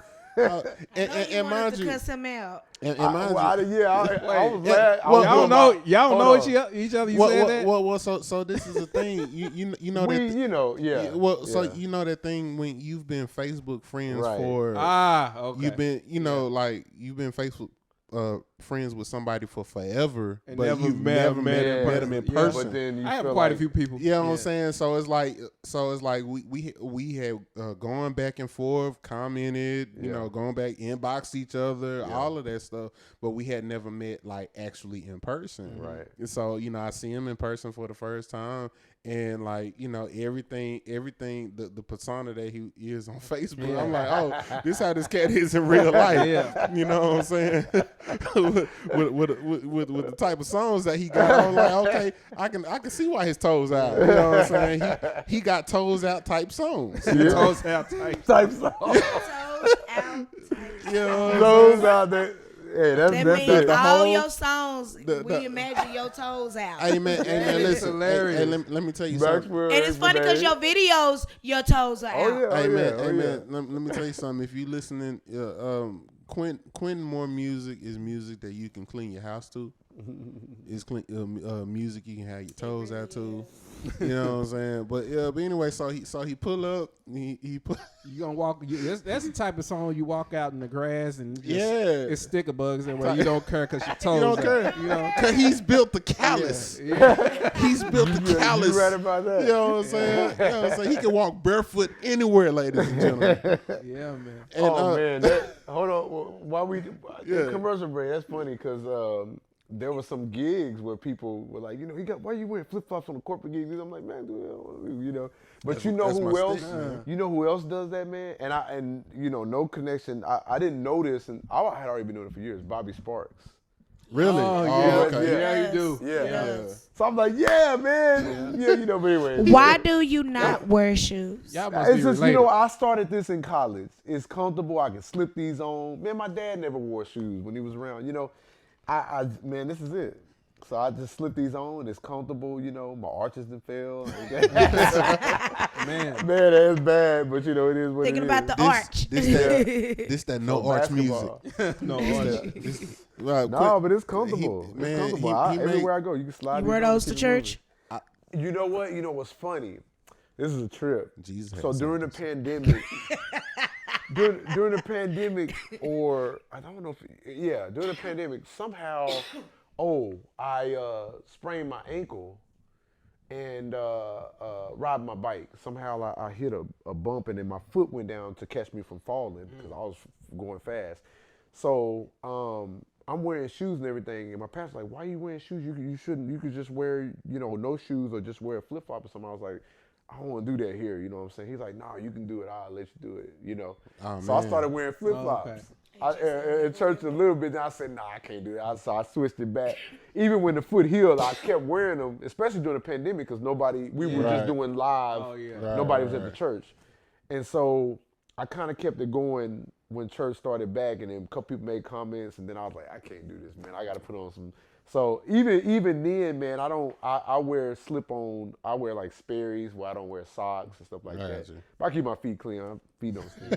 Right. You know what I'm saying? You don't have athletic feet. There's So, no wrong. but I like, Got them toe jams. I can slip on and keep it moving. The only thing I don't wear, I got when I hoop, when I play basketball, I'm gonna put on some socks and some shoes. Oh yeah, That's about it. Oh yeah, you ain't gonna make it on the court and flip I ain't gonna make it that way. But no, the man. story, But yeah, man. So I saw him, and of course I had to comment on, First thing came out of his mouth. He got shirt, jeans, all this stuff, but toes naked. But That's the first thing he said. I was like, yeah, toes. But anyway, man, I got this song for you. Right. I'm like, what the hell? He gonna fire my ass up and be like, I got a song for you though. I'm like, Imagine damn, you roasted the hell out of me. And also, this is in public Everybody too. was sitting there laughing, man. He was on the patio, and it was, I don't know, obviously, we were all over there. Oh He yeah. he just sitting there comfortable, scoring on me, just like this. We've been doing, we knew each other, but we've been just boys, in person for saying. I was like, but then that's how I knew I liked him. So every time I saw him after that, until we started working together, You wanted to cuss him out. Something different. You wanted to cuss him out. I was good. It's okay. I love trash talkers. I love trash talkers. I'm a trash talker myself. Yeah, I was about to say, because don't get it twisted by him. He with the cool, suave, all that sexy laugh, all that shit. He will all that, but don't get it twisted. He will, he'll fire back. But if I have to, I think in that moment he was just taken back, like. Yeah, I was like, what's going on here? Yeah. In a song? Because I really didn't, I didn't know really it was you. just Because sometimes went when you left. see people in person, so at first I was trying to just identify, I was like, who is this? Like, who's But then I realized, okay. That's I know Buddy. him. Oh, that's Buddy. But guess what? When I mentioned the song, he said, bro, I'm with it. Let's do it. Yeah. You know what I'm saying? I kind of sung the song in his ear a little bit. I was about to say, listen, I was about to say, okay, how long ago was this? We done done all And these where projects is the in song? Listen, Jay, where's the song at? the song is coming. Jay, Let's go. It's coming. Jay, I where's need the a song for the song? new record It's I'm coming. doing now anyway. So come on. You say what now? I'm working on new records, so I need to do some songs, man. Oh, Oh yeah. bet. It's coming. Come on. It's coming. You gonna have Jay over there singing? What, Nah, we Jay. gotta hear the song. Whatever, if he's singing on there, we gotta. He don't, because I sung it to him that night. He just don't remember You because it's sung, been. you sung it. Well, I didn't sing it, but you know what I'm saying. I feel like he gave me a sample of how I it was gonna go. And it was so. The song is called "When Was the Last Time," and the When was the last time? the premise of the song is, of course, on the surface you're talking about, the song is about like you talking to a female. When was the last time you felt a feeling like this? It's been a long while since I've seen your face, and it hurts to know that there's no smile on yours. I can't promise that you won't miss me again, but while I'm here, let me love you over again. Oh, okay. When was the last time? Okay. You know what I'm saying? Who was you singing about? Huh? Who was you singing about? Well, so that's the surface, right? But the premise is music. Yeah, you did tell me that. The premise is music, because like, when was the last time you, like, you know what I'm saying, music made us feel, Okay. you know what I'm saying? That was a good say. Because like, so a part of listening to your tune, it was it's the line, music must be a lady. Mm-hmm. You know what I'm saying? So it's like it was a part of that. So it's like, so if music must be a lady, let me sing to, or let him sing to. Okay. You know what I'm saying? So yeah, that's gonna come. It's gonna come. Q It's just said, that. "Where's the song?" But it's and you know what? We got the we'll talk about that after. Yeah. As a matter of fact, I gotta let you listen to the. We made the skeleton for it and everything. Okay. You know what I'm saying? So we gotta talk about that off camera. But it's collaboration. man, listen, a lot of stuff has happened since the last time. Yes, it has. A lot of stuff has happened since the last time we talked, man. Oh, It done happened too. And you know you've done some stuff with this BFU tune, man. And so let's get into it, man. Never ending song. Man, y'all listen. This is the song that doesn't end. Right. Not at all. It goes on and on. But you know what though? If you follow Q more, he he had another interview, and he kind of tapped on, he kind of spoke on the why do I keep pushing this song. So, you know, I know you kind of did that already, but if you can for the people in the back, you know what I'm saying, for the people in the back, like if you kind of tap on that, like what is it that's having you, you know, constantly push this song? Well, one thing about being an independent artist, especially in this day and age, social media, Instagram Reels, TikTok, you got all of these platforms. You got to be your own radio station. Right. Yeah. And with a song, especially with a song like BFU, I'm not backed by a label. BFU ain't finna be on nobody's radio stations because of the nature of it. So, you know, I knew that song ain't even worth editing, is it? Yeah, that's like a clean version, right? Like, yeah, it's like you know, trick, fuck it, don't right. trick, f you, like that. That don't. It don't hit the same. You know what? Same ingredients. It's kind of and I thought about that too, man. And it's kind of like in this day and age of social media, I believe in social media enough to the point to where this song can still roll and do its thing without me going the traditional route of hiring a radio promoter, tens of thousands of dollars, or, you know, trying to get a label. So we have these reels, we have TikTok. So, you know, from the beginning, man, I'm taking any situation that I can think of and turn it into a BFU situation. You know? Which is a lot, like it's life. endless. Anything in life is it's endless. BFU situation. And then things that ain't even happened yet. You know what I'm saying? Like we just had the LSU and Iowa. So I got on that. You know, I did a reel about that. So that was kind of my take, and that's the new music industry. You know, even outside of BFU or any other song, you know, I've learned so much by pushing this song. And obviously the reason that I pushed it from the beginning, the reactions, and it's been the biggest song that I've done. So I was like, no, I want to go ahead and push this into the end and try to do as much as I can with it. And I would just tell any artist, man, whatever material you got, because you would be surprised based on the algorithm, based on anything. Just take BFU, for example. You'd be surprised how many people haven't heard the full song. Oh, yeah. For the longest, I didn't hear the full song. That's what I'm saying. Yeah. And so a lot of artists think, well, I shared this a couple times. People didn't heard the song. They just ain't vibing with it. No, you'd be surprised. I had an artist, a guy, I read this, it was like an interview. I don't remember, it was a rapper that said this, but you are arrogant to believe that if you share your stuff, even for just a month, that people have heard your stuff. No, for sure. You know what I'm saying? That's not hard to believe. And that's not even on me, even if they do see it.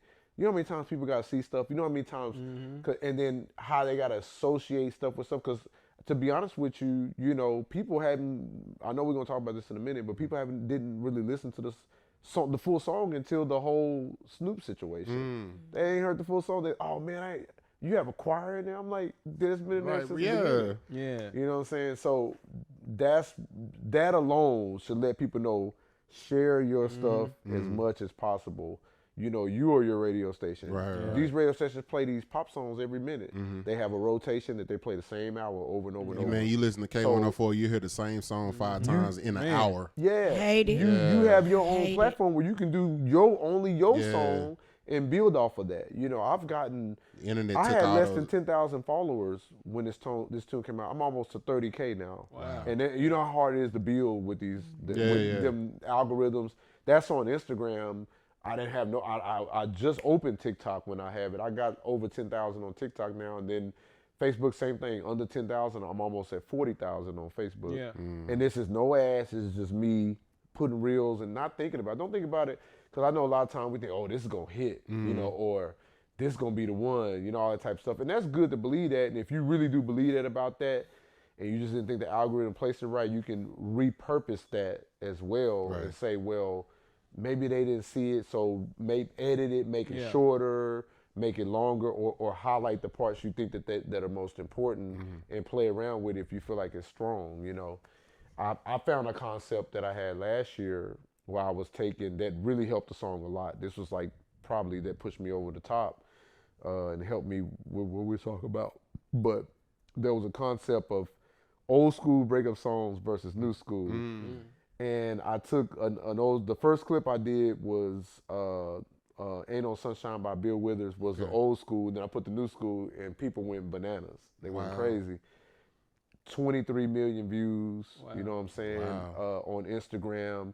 It did really well on TikTok and the other, did well on Facebook too, but Instagram was the biggest for that one. And, you know, got me a lot of streams, got me a lot of followers, all that type of stuff. And then, so I found that concept. I was like, oh, I'm gonna stick with this concept for a little bit. So I chose other songs, and a couple of other songs got in the millions too. And so you just never know. You just gotta stay consistent. You gotta keep pushing, because I could have stopped. Let's see, and I know we'll talk about this a little bit more in a minute, but I could have stopped promoting, you know, 1 month in, 2 months in, 3 months in, and Snoop Dogg would have never followed me. You know what I'm saying? I could have stopped promoting 4 months in, 5 months in, 6 months in, and that collab never would have happened. You know what I'm saying? 6, 7, 8 months. We're not 8 or 9 months in, and Snoop is seeing this enough to the point where he's like, yo, let's do something. You know what I'm saying? So let's just go ahead and get into it. Let's just go ahead and get into it, man. So you have a whole which I don't think anybody in the DFW scene can say that they have a tune with the Snoop Dogg, right? Couple people can. You know, RC, they did a tune with him, but he was playing with him at the time. He actually told a story. Okay. You know, well, thank you for correcting me, because I ain't heard it. JD Beck with his record, you know, he's signed by. Oh, okay. So they know them. Yeah. Okay. They know them. So play for okay. I ain't know the nigga. I was about to say yours was like authentic. I came out of the. It wasn't from a. I know you. No Can you It was collab? organic. Can you collab? It was organic. You actually. It was authentic. So let's get into that, man. Let's get into the mechanics of how does Quentin Moore even sniff a collab with so there's a debate about this, right? Because of course we talk about who's the greatest rappers and you know, this is that and the other. But I was watching something a while back, and they was like, hands down, Snoop Dogg is the most famous rapper of all time. And when if you take a step back and actually think about that concept, it's like we're not talking about bars, we're not talking about blah blah blah, we're talking about fame, right? Yeah. Like, who doesn't, like, even if you meet that old person, they're like, oh, you talking about Snoop Diggity, dog? Like, they still know. You know what I'm saying? So I'm like, yo, like, no, you might be right. Snoop Dogg might be hands down the most famous rapper. You know, like more famous than Jay-Z. Again, we're talking about fame. You know what I'm saying? More famous than Jay-Z. More famous than you know who, Biggie, Tupac, whatever. Snoop is Snoop Dogg. So you on the track with the most famous, and I agree with that sentiment, being him probably being the most famous rapper of all time. So it's like, when you think about that, like, you know, so what's the mechanics of you linking up with the most famous rapper of all time? Man, it's just crazy. Well, one thing that I will say about him, man, that dude is a robot. That's one thing I can say, because he handles his own social media. All that stuff you see he posts that. Wow. It's crazy. He's done a bunch of collabs with a lot of different type of people. Snoop is this type of person to where it's like, yo, if I'm feeling it, I'm finna vibe with it. I don't give a damn. I don't care what nobody say. But I think that same work ethic and everything is what garnered him his status now. Yeah. You know what I'm saying? And so he pays attention. So just kind of giving a brief rundown. Back in 2018, him and Lou Duval had the Living My Best Life tune. Yeah. So I did like a little cover, kind of gospel quartet cover of that. And him and Duval loved it. They both shared it, man. Petey Pablo did a cover of my cover. Come on, Petey Pablo. Fantasia, Jamie Foxx, D.L. Hewley, all of them shared it. You know, Little John, the East Side Boy, Little John, he shared it.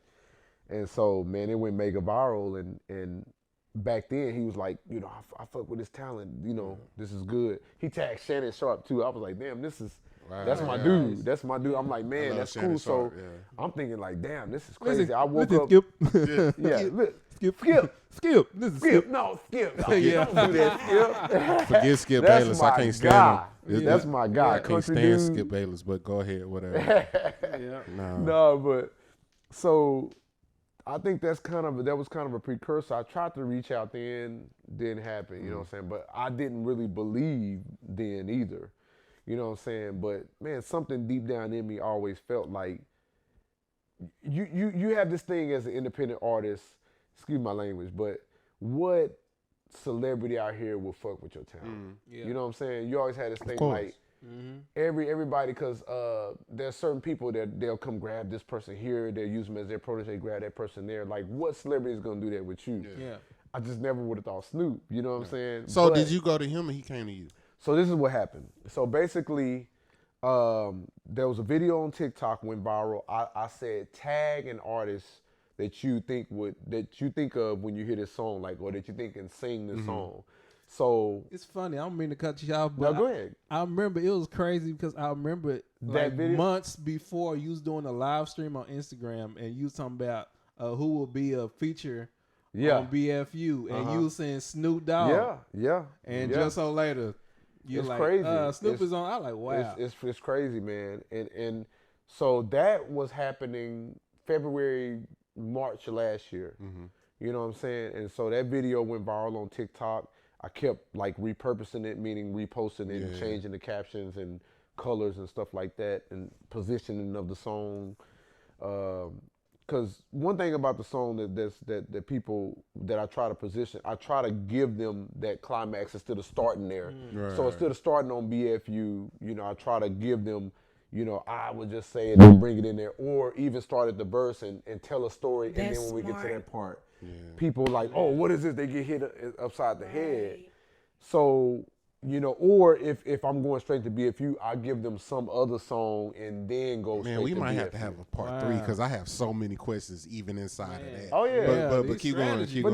But no, anyway, so it's just Social experiment. media strategy. It's just experimenting. yeah. I'll say, okay, what should I do? So changing the caption. So I hit a caption on there. It said, you know, tag a celebrity or artist or something that you think you know would vibe with this song.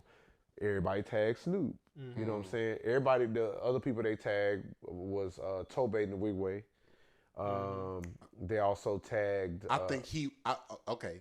Go ahead. I think. Because I'm finna. Yeah. I think he would be fire on it. Yeah. I just don't feel like that fit his brand. He ain't gonna cuss. Yeah, not gonna like the most I done heard him say was "ho."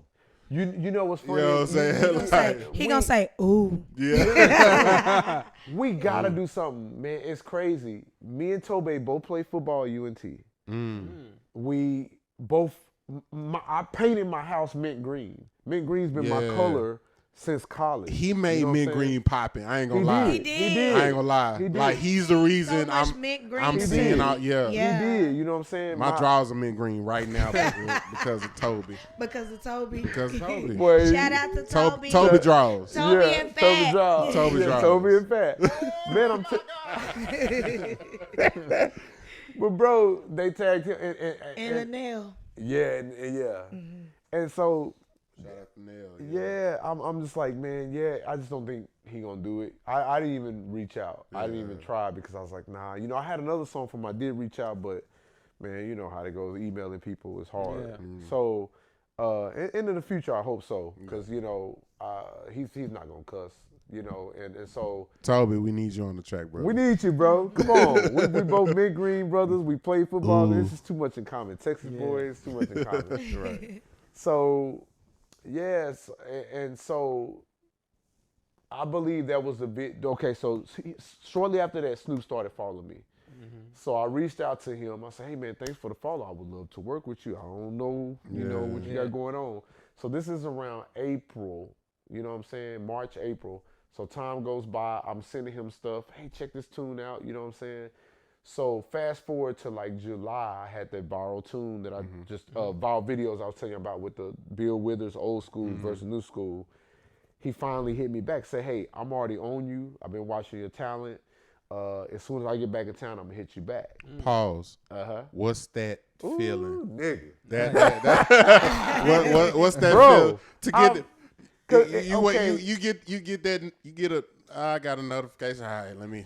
It's a crazy thing because on one hand, to me, it's a shot in the dark.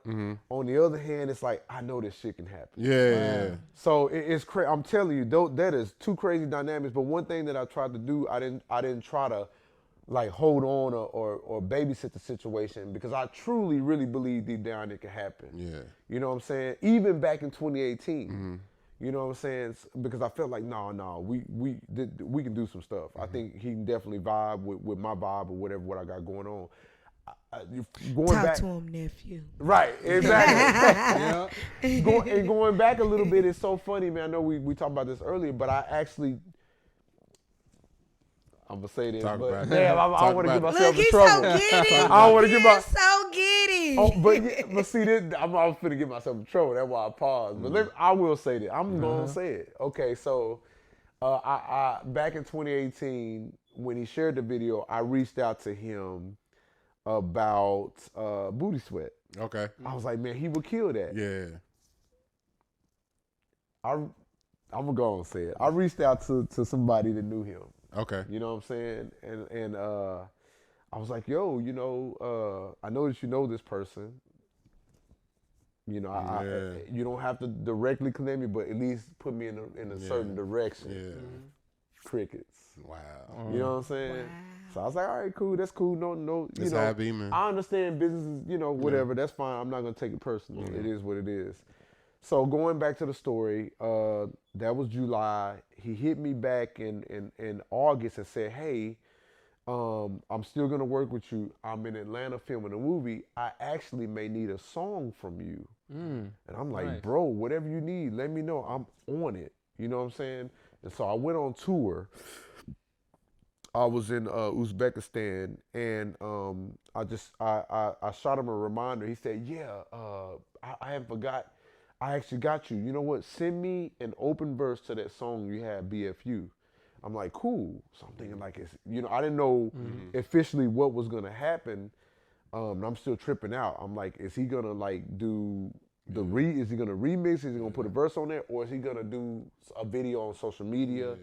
Because I gave him a bunch of options. I said, whatever you want to do, you know? And so I said, cool. So 1 week later, I'm leaving the gig. I'm in McKinney, driving back. Ironically, where the idea of the song came from. Yeah. I was leaving the gig in McKinney. You know, that's that's the city I was in when I started writing the song. So I get a message, nephew, you got mail. Is this your right email? And I'm like, yeah, nigga, what you talking about? You know what I'm saying? He was like, yeah, I just laid down a verse for BFU. I just sent it to you. Hope you enjoy it. I was like, damn, that's great. So I listened, I said, man, I love it, man. Thank you so much. You don't understand. He's like, oh, man, I'm good. I said, so, you know, we got this. I know we got to work on some contractual stuff. Everything. He said, yeah, don't worry about that. We're going to take care of it. I said, so when we finish, you going to share it too? He's like, no doubt about it. I'm going to share it. Cool. Nice. So I'm like, cool. You know what I'm saying? So I took my time. I tried to, at that point, I'm like, damn, you know, we went in and we used what we got. We moved some stuff around. We did what we got to do. Mixed and mastered it. I wanted to release it for November 18th, which is my birthday. Trying to reach Snoop is one thing. That's a whole other thing, man. He's hard to get in contact with. So I'm reaching him for the contract and everything because the distributor's like, no, we got to have a signed contract. I'm like, damn. Yeah. So I'm like, this ain't going to happen right away. Crazy thing is, I hit him up. He responded right away with a verbal contract. and I put that on my Instagram and everything on the interview. You can go watch the full story. I'm giving you the compact. Go follow Q more and watch that interview, man. That's definitely some dope information. This is the compact version, man. But yeah. So basically, I tried to use a verbal. They said this is good. This will help, but we need to sign a contract. So I'm like, I'm not gonna be able to. That red tape is a mother, man. Oof. Yeah. They didn't want to do it. So about a couple weeks, 2 or 3 weeks after that, which was only about maybe like a week before my birthday, which was I'm gonna release it on November 18th, that Friday. He got back, he signed the contract. I turned it in, they said all good. But I'm like, well, I can't release it November now, so I'm gonna have to push it back. Let's try Valentine's Day. You know, that's a good time. They give us plenty of time to promote or to be ready for that. So got that ready, and at the time, man, I had an animator working on some stuff. I had to kind of go to PayPal court on his ass. Not being professional, not having any accountability. We talked about that This was before this is the very first animator. I had another animator. Anyways. Oh man, I'm still working on it, y'all. Hopefully, I can get y'all a full video soon. We got it. That's all I was saying. Brother, hopefully I can get y'all a full video. You got the Snoop track, like you've accomplished already. And you know, we and to be honest, and this is the first time I said this, but we're exclusive, yeah. We're pushing him to share the full video. You know what I'm saying? I can say, hey, let's share what we got right now, but I feel like people will connect with a video for sure, and with the full understanding. The concept that I have for the video, I feel like it's hot, and I feel like people will connect with it even more. And so that's why I'm trying to hold out, and I'm just trying to impress them too. Say, hey, look, bro, I invest in myself. Yeah. So if you have an inkling to to want to extra artists or something, let's go. So that's just kind of a thing. So Q, I don't want to. No, go ahead. I don't want to get you in trouble. No, get me in trouble. Get me in trouble. Let's go. You ever use the line, "Hey, I got a feat with Snoop"? Name drop with a female and be like, I mean, I don't know if you single or not, but I'm just saying if you are single, if anything, even if you're not, but if anything, he laughed. Do you right? Hey girl, that's about all I do. Do you be like, hey, I'm the one? No, you know what? I don't even sing. You know what I sing around the house? I sing old gospel hymns. I don't even sing the girl. I don't do nothing. You don't serenade? You know what? That makes sense. I'll be on some, God be on the house. I'll be on playing. You know what? That's all I sing around the house. You know what? That makes sense because you got slave. so that makes sense. You got slave. I don't do none of that. I would think that would be a way that you would like get a female is you like, hey, this, or I've done this, and Snoop Dogg is a feat on this, and you don't use whatever you've done as a pickup. I'm kind of like Eddie Murphy on what's the name? I Want You to Love Me Modest. Coming to America. I don't want you. When Timmy bought that whole I love it. Jacuzzi, he was like, no, I can't show her this. Right. There's a bigger rat. That's me. I'm like, I don't want you to know nothing. I want my son what? Right. Where is he now? Right. No, I wouldn't. Man, so real quick for the for the ones coming up, man. Like because all of that is cool, but then there's a major business part that plays into all of that. And so like even with the red tape, and just real quick, because we got to move on, we good. But it's like what the due diligence on your part to even to making that happen, because you talked about like what you had to do. You talked about you good, brother? What did you do, Lou? No. Do we need we got you need some eye juice? We got to do it again. Let me see. Oh man. You need Mother Melody? Yeah. Lou, open your eyes, baby. I can tell you don't wear contacts. Not at all. I tried that.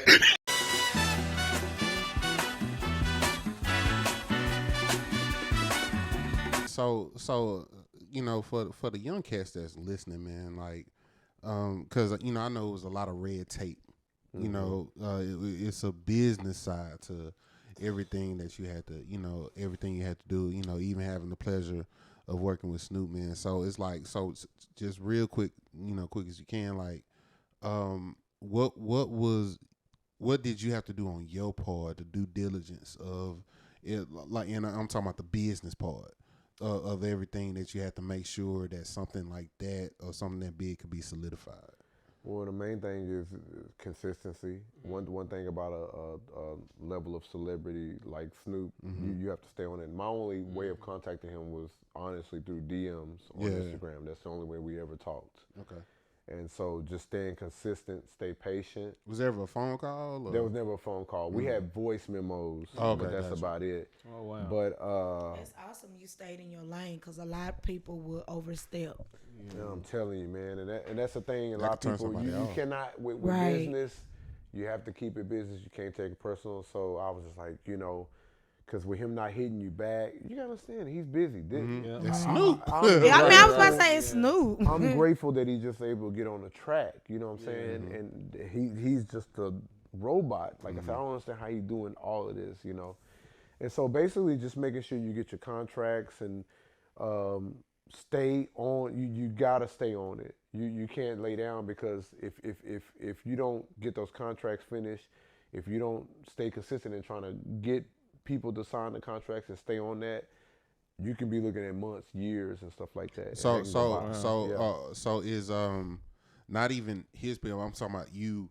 Do you have you know, managers involved? Do you have lawyers involved? Do you have like?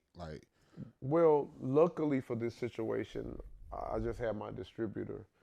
But it is good when you are, if it was the other way around, if he was sending me a contract, I would always have a lawyer read over it. You got to have somebody, you know, to kind of, that knows a little bit more than you about, you know, verbiage and go over that and make sure that, you know, everything is fair. Okay. And so that's one thing that's important. But like I said, luckily in this situation, it was a direct thing. It was really easy between me and him. As far as once we did get in contact to figure out the terms and then go from there. And he's easy, you know, he just said, hey, you know, whatever you want to do, you do it. I'm just grateful to be on the track. And so that's luckily, you might not get that all the time. That's why when you This is specifically your situation. Right. So when you do get those demands or that pushback, you got to be ready. You got to have somebody on your side to say, hey, this is a good deal. It's working Let's go for you. for it. Or no, you know what, let's counter that. Yeah. So it's good to have a lawyer, at least somebody. You don't have to have one all the time. You don't have to have a manager all the time. But when you get situations, you can have a person that you know that you can call and that you can hire for this situation. I got you. You know what I'm saying? But people think they always got to have a lawyer. They always got to have a manager. You don't have to have that. Yeah. You know, when you have situations that arise, it's good to have them then. Yeah. You know. So and when I ask this question, I don't want you to get too deep into it, but like even financials, like was there financials involved with this situation, or? I was lucky to where there wasn't. Nice. I was lucky to where there wasn't, you know, and that's crazy. And I ain't getting too deep. Yeah. Because I don't want somebody to think, oh shit, I can hit this. He did it for Q. free. He can do it for me. Yeah. So just to put this caveat out there, even for Snoop people, hey Snoop, I'm not trying to have people, but you know, hit you up just out the ring. I'll give me a Well, see, the funniest thing about all of this, man, I kid you not.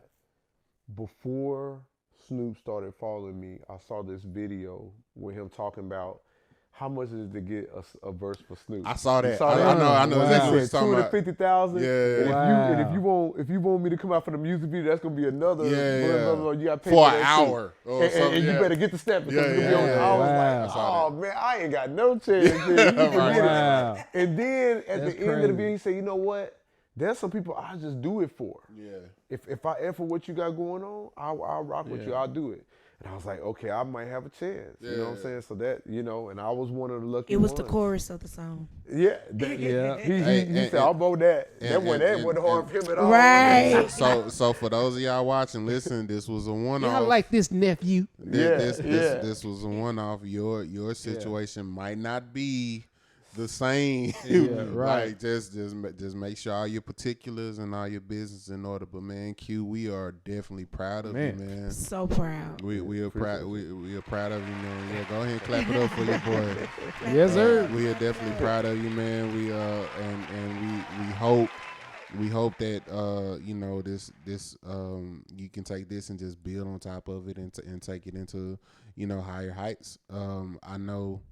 I know, you know, we say this all the time, whatever, but you know, when we get people on, we don't call just anybody to come be on the podcast, man. We call you because we want to celebrate you and we appreciate you, you know, for coming and, you know, kicking it with us and stuff like that. We're definitely fans of you as an artist. We're definitely fans of you as a person, man. And we just appreciate you for what you do for the community. And man, thank you, man. And sowing back into the community, because all of this that you saying, somebody needs it. Man, it's dope, man. So Jay needs it. I definitely need it. I need you. You need me. And one thing I say, man, I feel like that anybody can do this. I feel like if you just don't know, it may not be Snoop, it may not even be who you want. You just don't expect. Because I'm thinking, man, come get me Tank, come get me Anthony Hamilton, come get me whatever. But those may not be the people. Anthony Hamilton on BF? Oh, that would be fun. Well, not even just I'm just talking about it in general, just with music in general. But that would be a trip. But the thing is like, me as a soul singer would have never thought that a famous rapper would be that person, so that I would end up collabing with that would be famous. But you can appreciate that because. Hold on, I don't mean to interrupt you, but not only that, he's singing background for you. I was about to say that. I was just about to say that. If I can. So before, because we got to move on. We got to move. We got to move on. Yeah. So, but when you first heard his, you know, when he sent it back and you first heard that, like, he's singing. He like what was your reaction when you first heard that? So the funniest thing, because I'm pretty sure with Snoopy and Snoop, you thought he was gonna rap on it or whatever, right? Well, see, that's the deal, man. With this song kind of being a ballad, I didn't know what he was gonna do. I'm like, what is he gonna do? Yeah. So when I got it, I was like, this is perfect. I knew he could sing and have some harmony, but I didn't know if he was gonna try to sing a full verse. Yeah. But the spoken word piece was absolutely perfect. You brought this on yourself. I was like, man, this is crazy. So I mean, I was happy because I felt like too that we got that you got the other side of Snoop. You know, you normally hear used to hearing the rap, but you know, Snoop is an actor as well. Yeah. Snoop has songs with him singing as well. You know what I'm saying? And so, I was about to say that him being on your song reminds me of his song SNOOPD on Double Jizzy. Exactly. But when I first heard the remix, in my mind went back to Pimp Snoop. Yeah, that's what the way he was talking. Yeah, because I'm thinking about it like this. Okay, so he's older now. He's older. You know, and of course, I mean, he did even back then, but even now he's older, and it's like, okay, you know, I'm not necessarily. Well, this was me trying to think like him, right? I'm not necessarily going to come out and say, you know, I'm a pimp and this is, but it was just, I just pictured just this old school player cat being like, hey girl, I tried to told you. I tried to tell you. With the baby boy face. I kind of had that. I'm trying to tell you, man. You've been effing up, man. You've been doing all this stuff, and you know what I'm saying. Yeah, it's BFU. You know what I'm saying. Where's my baby powder? Right. So that I think. And his sidekick is what's the dude name? Bishop Don Juan or whatever. I can see him being, sidekick. Like, hey man, man, shut up all that noise. You know what I'm saying? So man, we gotta get into these segments. We still got the segments, man. Quickly. We still got the segments, man. We still got to talk about it, man. So, man, we got these recurring segments on our show, man. We got top 5. We got a segment called Playing in the Wrong Key, and we got gig tales, man. So, but you're not new to this. So. You're not new to this. You've been here before. I know what it is. I know what it You've is. been here before, man. So last time when you was on, and I asked you about your top 5. I asked you what was the top 5 countries that you've traveled. So this time I'm kind of gonna stay in that same vein. So this is your top 5, man. Out of the countries that you've traveled, what's the top 5 countries with the best food?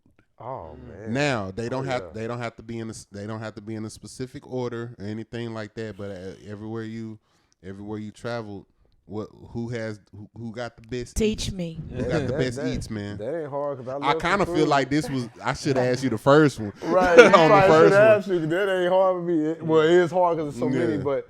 No, I mean, you know, that was a light I'm flex, gonna go but dish by dish, man. The first dish that came to my mind is, I can't even call it, currywurst in Germany. Okay. Currywurst is kind of like, it's like a hot dog with like a kind of a ketchup curry sauce, but it's like a kind of like a ragu but curry tasting sauce. It's real good. They put some curry dust on top of it. And they put it over the hot dog like a frank, and then you got the fries, and then you can put a little bit over the fries as well, and then you dip the fries in mayo. So it's currywurst in Germany. That's kind of like tacos for here. They got a taco stand. They got a currywurst stand everywhere over there. Really? Oh, okay. Off the chain. I love currywurst. Okay. So that's one. Yeah, Russia has some great food, man. I mean, a lot of you know, I love Draniki. Draniki is actually Ukrainian. You know, but I know that they ain't gonna like that. But I ate it a lot in Russia. Yeah. You know what I'm saying? But Draniki is almost like a hash brown. Okay. But they make it a little bit different to where it's like a hash brown and a pancake mixed up.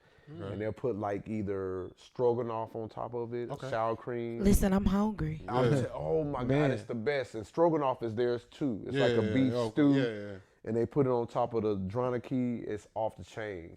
Off the chain. So there, India, I don't know if India. Butter chicken. That's number one for me. Butter chicken. Listen. man, this it's around here. I'm gonna tell you, there's a spot around here. Butter chicken. Yeah, that's number one. I'm telling you. I tried biryani and all that, but that butter chicken. The butter chicken is number over one rice on my list. Yes. With rice. Yeah. I'm telling you. But with they rice, not regular rice, they rice. They rice. It's like the longer rice. It's good. Yeah. So there. So that's 3. India's we got off 4. The chain, man. Chicken with butter on it? I'm just real fast. I don't know what I ate over there, but I got what they call deli belly, where you get sick and get a fever. And I don't care what I ate, I'll eat that. I'll eat again because it was that good. Now the deal is that I think it was my breakfast in the hotel. I ate some eggs there. Everything else was straight. You know what I'm saying? But man, I got sick and I was like, I eat this again. I don't care what it was. Everything was good, man. That's how good their food is over there. Really? Yes. And so how many was that? 3. So are we counting the deli belly or no? Yeah, we call deli belly is a sickness. Oh, I got sick after eating. I think I ate breakfast there at a different place. Or I had a smoothie in the airport, and it's so funny. Real fast, I know we trying to hurt.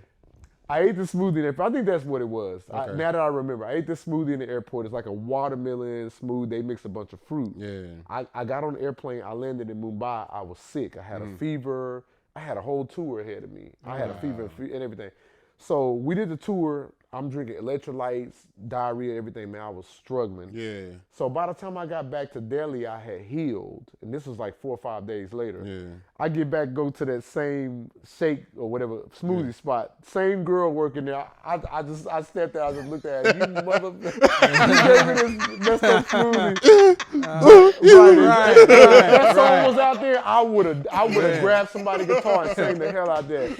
But That smoothie was good. I don't know if I'd do that again, but man, everything else was off the chain. You got to be careful there. Of course. The of water course. and everything. You got to be careful. But, Yeah. man, I'm telling you, I did everything that I could, and I don't regret nothing. Yeah. So, okay. So this is number 4. And I'm going to keep it fast. Italy, self-explanatory. Okay. Naples, the birthplace of pizza. You know, I was Yeah. there. It ain't nothing like Flew that. out the pizza just to get some pizza. Man, I'm telling you. Man. The last place, man, it's a throw up between Korea and Japan. I probably give Japan the edge. Really? Japan has a bunch of these little chicken spots where they have, well, not even just, they have different places where you can try a bunch of different things. What they call them? Little bitty plates. What do they call these? They call them something in Spain. Spain has good food, by the way, but not on the level these other places. Yeah. What are these little plates they call? I just know them as small plates. There's a word for it, and they use this in Spain all the time. It's a word for a small plate. But that's I'm gonna need you to stop making us feel like we're not as cultured. I can't remember the word. I can't remember the word. When I went to Looking it up. to Wakanda, there was That's this, gonna bother me too. That's gonna bother me. Vibranium food. Right. Small plates, man. But anyway, while she's looking it up, Dishes. Yeah. I cannot think of the I'm name just of sitting here and that. just listen. Appetizers or starters? Yeah, it's another word. It's another word for that. Spain. Let me type that in. Spain. I had some hot dog water earlier today. I feel Tapas. Okay. Yeah. So, so basically, that's kind of, they had a bunch of little things in Japan where you have these little bitty, like you can eat everything off the menu, and they had these little bitty things of meat, fried chicken, different. Did you appetizers eat and stuff. any animals you wouldn't eat over here? Oh my God! Is You what just I'm trying to reminded me. figure You it just out. reminded me. What? This is another one. This is a You had- sleeper. you had Y'all some gonna look at me quail. crazy. You had some quail, Nah, quail ain't. That ain't Crickets. That ain't.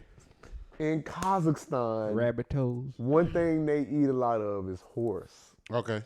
They Off the chain. Some of the best meat that you'll ever have is sweet. horse? Really? Horse. It's tender and sweet. It's off the chain. Oh my God. Like authentically sweet, But- or you but- got to do something to No, it to it's make it authentic. sweet? You know what? authentically You know sweet. what? And tender. I can actually, Really? especially Wow. especially as far as the being horse. being tender part. I can see that with how stocky horses are. Yeah. You know what I'm saying? All the The thickness, you know what I'm saying? The juiciness. In Shout out- Kazakhstan, they go hard. Shout out to Now- Meg the now, Stallion, I but- ain't going nowhere past Okay, no Meg or the alligator. Stallion. Shout out to really? Meg the Stallion, bro. She is not a horse. But she's another meat that could be ate. I'm Hey. just saying. Oh, horse. First segment, second segment. I'm just saying. All right. Bless God. Bless God. But anyway, okay, bet. So those were our top 5, man. I'm glad that you're saying that, man, because we said this on the first time you came through, man. But yo, guys, girls, and for those of y'all who ain't figured it out yet, travel. Please travel. Get outside, You'll be a whether different it's for person. work or for play. You'll be a different Travel, person. man. Got a whole It passport it that will ain't been stamped yet. it will. Right. Cause I'm gonna tell you what happened. Like what wound up happening for me, man. Even when now, mind you, my me going overseas wasn't as pleasurable as yours. You know what I'm saying? This is military or whatever. But at the same time, it's like it definitely made me appreciate. Home the U.S. I'm sorry, my blackness was kind of. But anyway, so it made me I'll say this, it made me look at the U.S. different. You know what I'm saying? When I went overseas, like 'cause even when you were talking about like potable water. Yeah. Potable water, not be being in the situation where you can't you're not supposed to you have water to shower with but not ingest. Like situations like that. That's Flint. I was just finna say that Mr. Michigan. Eric Johnson. You know what I'm saying? But Michigan you know water. what I'm saying? So but You know, so it kind of makes you like even the different cultures and stuff like that. It just kind of make you appreciate where you are a little bit. Even the music, music. Mm-hmm. You know, going somewhere and if you're a certain type of intuitive, you'll be able to appreciate the music over there as well and the culture over there as well. But then it as far as the resources and assets and stuff like that, it just kind of make you. You know, appreciate what you got a little bit. Yeah. All right, so we got to move on. Playing in the wrong key. This is our version of what grinds your gears. This is our, you gave us one last time, so we need another one, man. As an artist, a musician, man, what's playing in the wrong key for you? Well, I'll use this one this time since we talked about it a little bit earlier. Accountability, lack of professionalism, which is something that I'm dealing with a lot right now. Yeah. Not with me. Not with you. Not with you. He want to make that clear. Not for you. It wasn't me. The deal is, man, one thing, man, it's so funny. You can have the money, you can pay the people, you can prepare them, and people will still come and be unprofessional. They'll show up late. They'll not learn the music, or not do the job that even outside of music, and they won't do the job that they're been hired to do. And man, that I've never understood that. And just having accountability for your actions, saying, you know what, I made a mistake. Let me fix this for you. That's why I appreciate you so much. You know what I'm saying? And just people that have professionalism about them and everything, man. I mean, because it's okay. We're human. We make mistakes, Right. But to take accountability for your mistakes is another level. And not many people do that, and that grinds my gear. That's my deal. Playing out key. Yeah. Got you, man. So we got one more, man. We got gig tales, man. That's that. What's that? You told us one. You told us one before, man. So I got another one. You got another one? I got Beautiful, another one. man. What's that one crazy gig story that you got? Okay, and so this is another one attached. This is so funny. So we talked about the skill level of musicians and everything. So my booking agent in Russia, we were in Siberia, reached out to another guy who books the talent and everything. But this guy happened to be a drummer as well. I gotta be drumming. And so he wanted It's always the drummer. he wanted to insert himself into the situation. No way. Put himself on the ticket. Not a good drummer, dragging and everything. I was like, He was a whole J Ell and Groove. the other. You will not do No, that. no, that's not even close. I'm sorry, I just said Not okay. even close. Not even close. This guy was dragging. It was just terrible. So we rehearsed, okay? The other musicians were excellent. I'm talking about great. The piano player was really good. He could sing good too with the backgrounds. His girlfriend came and did the other backgrounds. The bass player and guitar player really good, but this drummer just dragging. So I'm just like, I don't know how I'm gonna do this. And like I said, my method was always encouraging the people and making them excited. I kid you not, that gig was one of the best gigs that I've ever had in period in my life. Despite it was crazy, despite of him not being good, because I just pepped him up so much, like, come on, man, and I just tried to, because I knew he wasn't gonna sound good. Yeah. It just wasn't gonna happen. It wasn't gonna happen. So what I did, I was like, man, let's go. You know what I'm saying? Just So have then fun. he got excited. He just, he was into it in the show. I was like, okay. He didn't sound, but don't get me wrong. It's one thing to sound good musically and be killing and stuff like that and really have a vibe, but then it's another thing to just have that vibe naturally all off energy. Yeah. And that's what it was. The crowd was crazy. And two funny memories about the crowd. It was a packed crowd, man. It was in this theater. Two funny memories I had. Number one, that's the first time I did a show in Russia where there was another black person in the crowd. So I'm on stage, I'm looking, and I said, nah, that ain't. Can't be. I saw dude was going like this. He was like this, you know what I'm saying? I said, nah.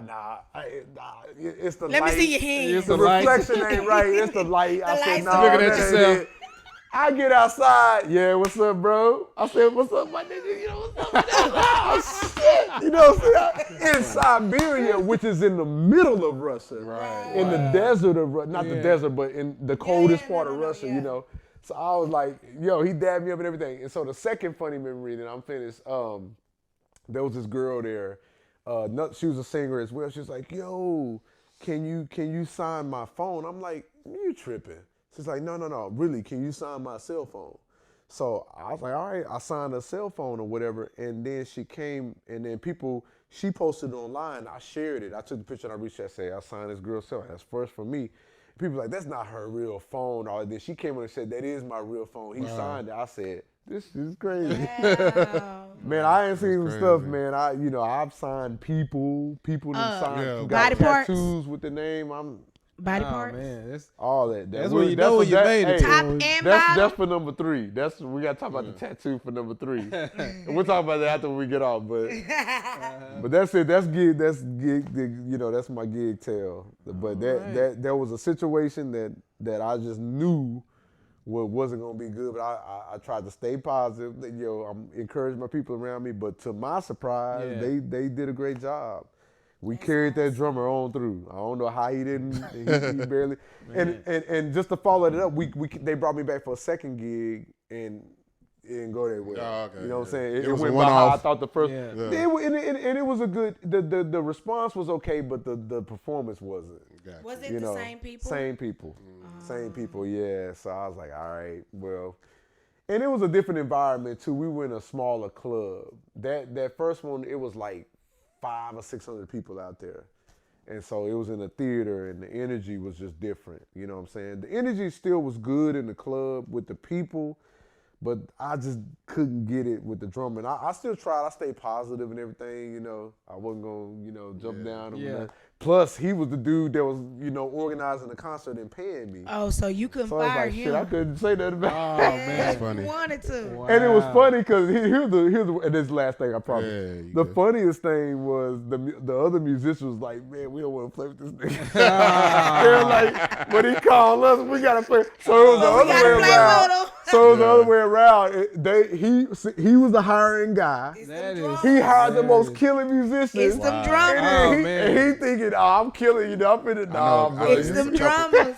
I know a couple That cats reminds like me. that, So we can talk The about that coolest after. dude too, As we man. get off of But here. anyway, that's all I got. I kind of feel like but hey, I'm gonna ask you this one last That question, sound then we like gotta jail. go. Yeah. I'm gonna ask you this one last question because we gotta go because you've given plenty of gems. We do all this. That's what we do. Man, you've given plenty of gems, man. But we also got to make sure we give like super solid information, right? Right. So, my last question, then we got to go.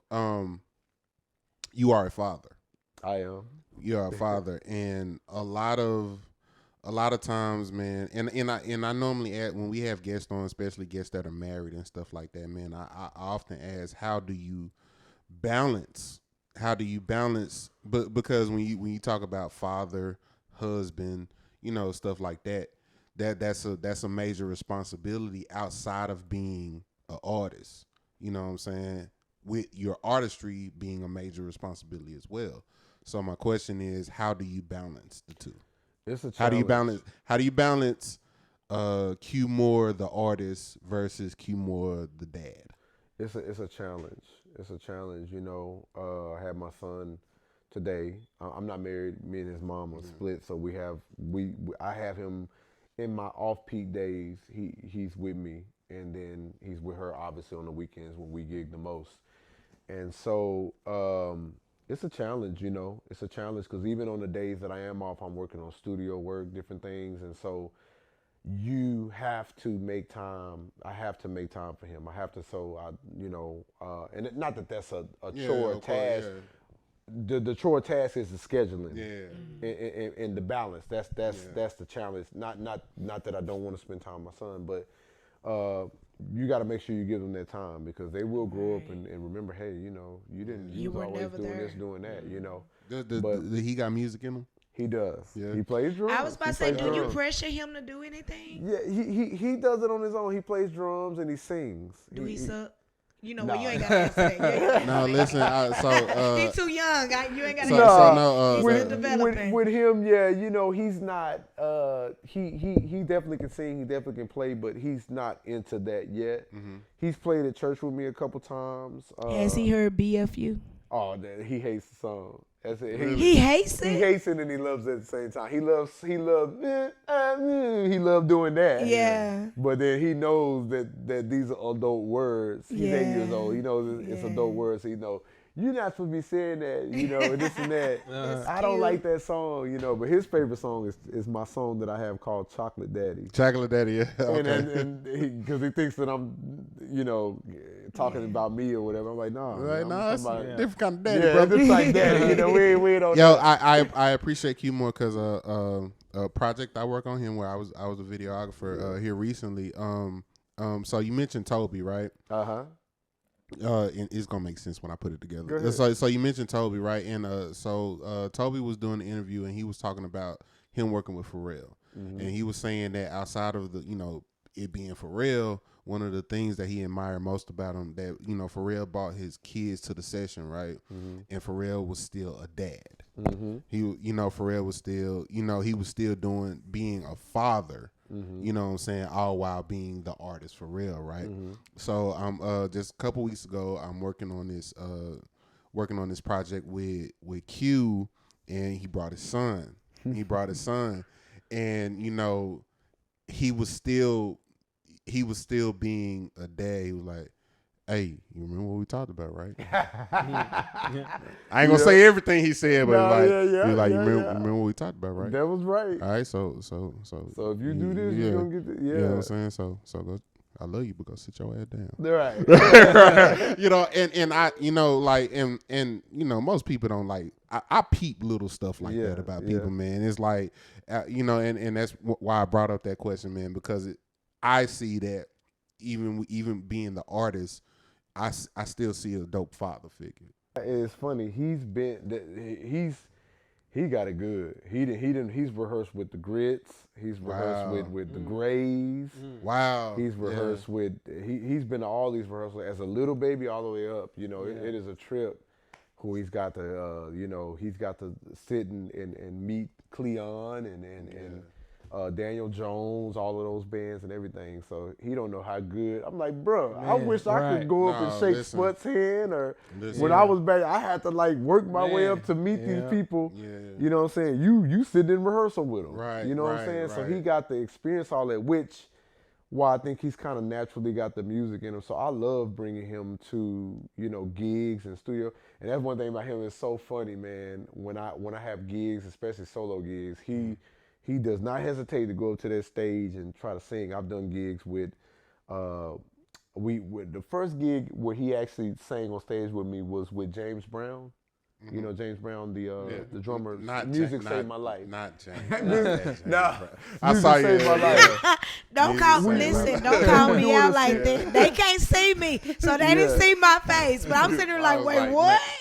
Not that. No. Wait, how? For a split second, I was like, oh, the drummer. Yeah. So music saved my life, man. No, shout out to James Brown too. Oh yeah. You did talk about him. Yeah, okay, he's my merch guru as well because everybody got that shirt. Man, dude. He's got to meet all them guys, man. He was at that gig. He sang with me. Got to meet Slick and you know Slick Ricky off. I know you. He's Justin Lyons been in sessions with him, man, and like I said, it's and he has personality too. Like after that session, he was like we more than me. We did the session, and his son was like, I'll give that about a 9. Right. It was okay. Yeah. That's him. Dope, that's man. him 100%. Nah, he's a trip. He's heard all. He's been around all these people, you know, and got to He's see probably everybody. the one that keep you humble, huh? Oh, he's something else. Playing basketball today, he leave it to him. He beat me. So he's going, you know, and that's his thing right now. I just kind of, you know. Me and his mom play sports, so he's running track and playing baseball. Baseball games, track practice, baseball practice. That's another thing too, you know. doing all of that and staying committed and staying balanced. But I'm gonna be honest with you, even as a human, I think you should stay balanced all the way around. For sure. Right. You know, so I don't think you should, even as a musician, have your head all the way in music, or if you're a job, have your head all the way. Things, man. You know, go to the gym, take a walk, read a book, you know, start a Read hobby. a book. Anything. And wash your ass. That too. That's a whole nother story. Man, please brush your teeth. That's How many segment musicians number got 3. body Maybe that's for the odor? third time. Nasty. We talk about that. Listen. How many musicians? That's a whole other podcast how many right there. skinny musicians got big people body odor? Hey, that's funny. Funk Your Feelings used to do a tune. This would be our sign off tune, and it would be don't forget to wash your neck when you got on a white shirt. Oh my God. You know. But man, listen, man, Q, we appreciate you so much, sir. man. Always, it's man. been another. Always a pleasure. It's been another dope one that we still have way more questions and way more. So man, much we to come talk back. about. We'll come back.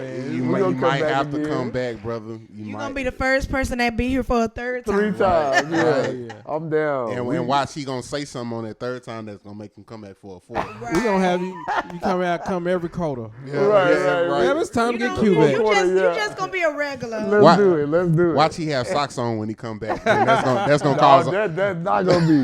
Look, if I had if I'm telling you to have those shoes on. This your last Roger one. gonna come without the flip flop. Let you come over right. here with some socks on. This your last one. Right.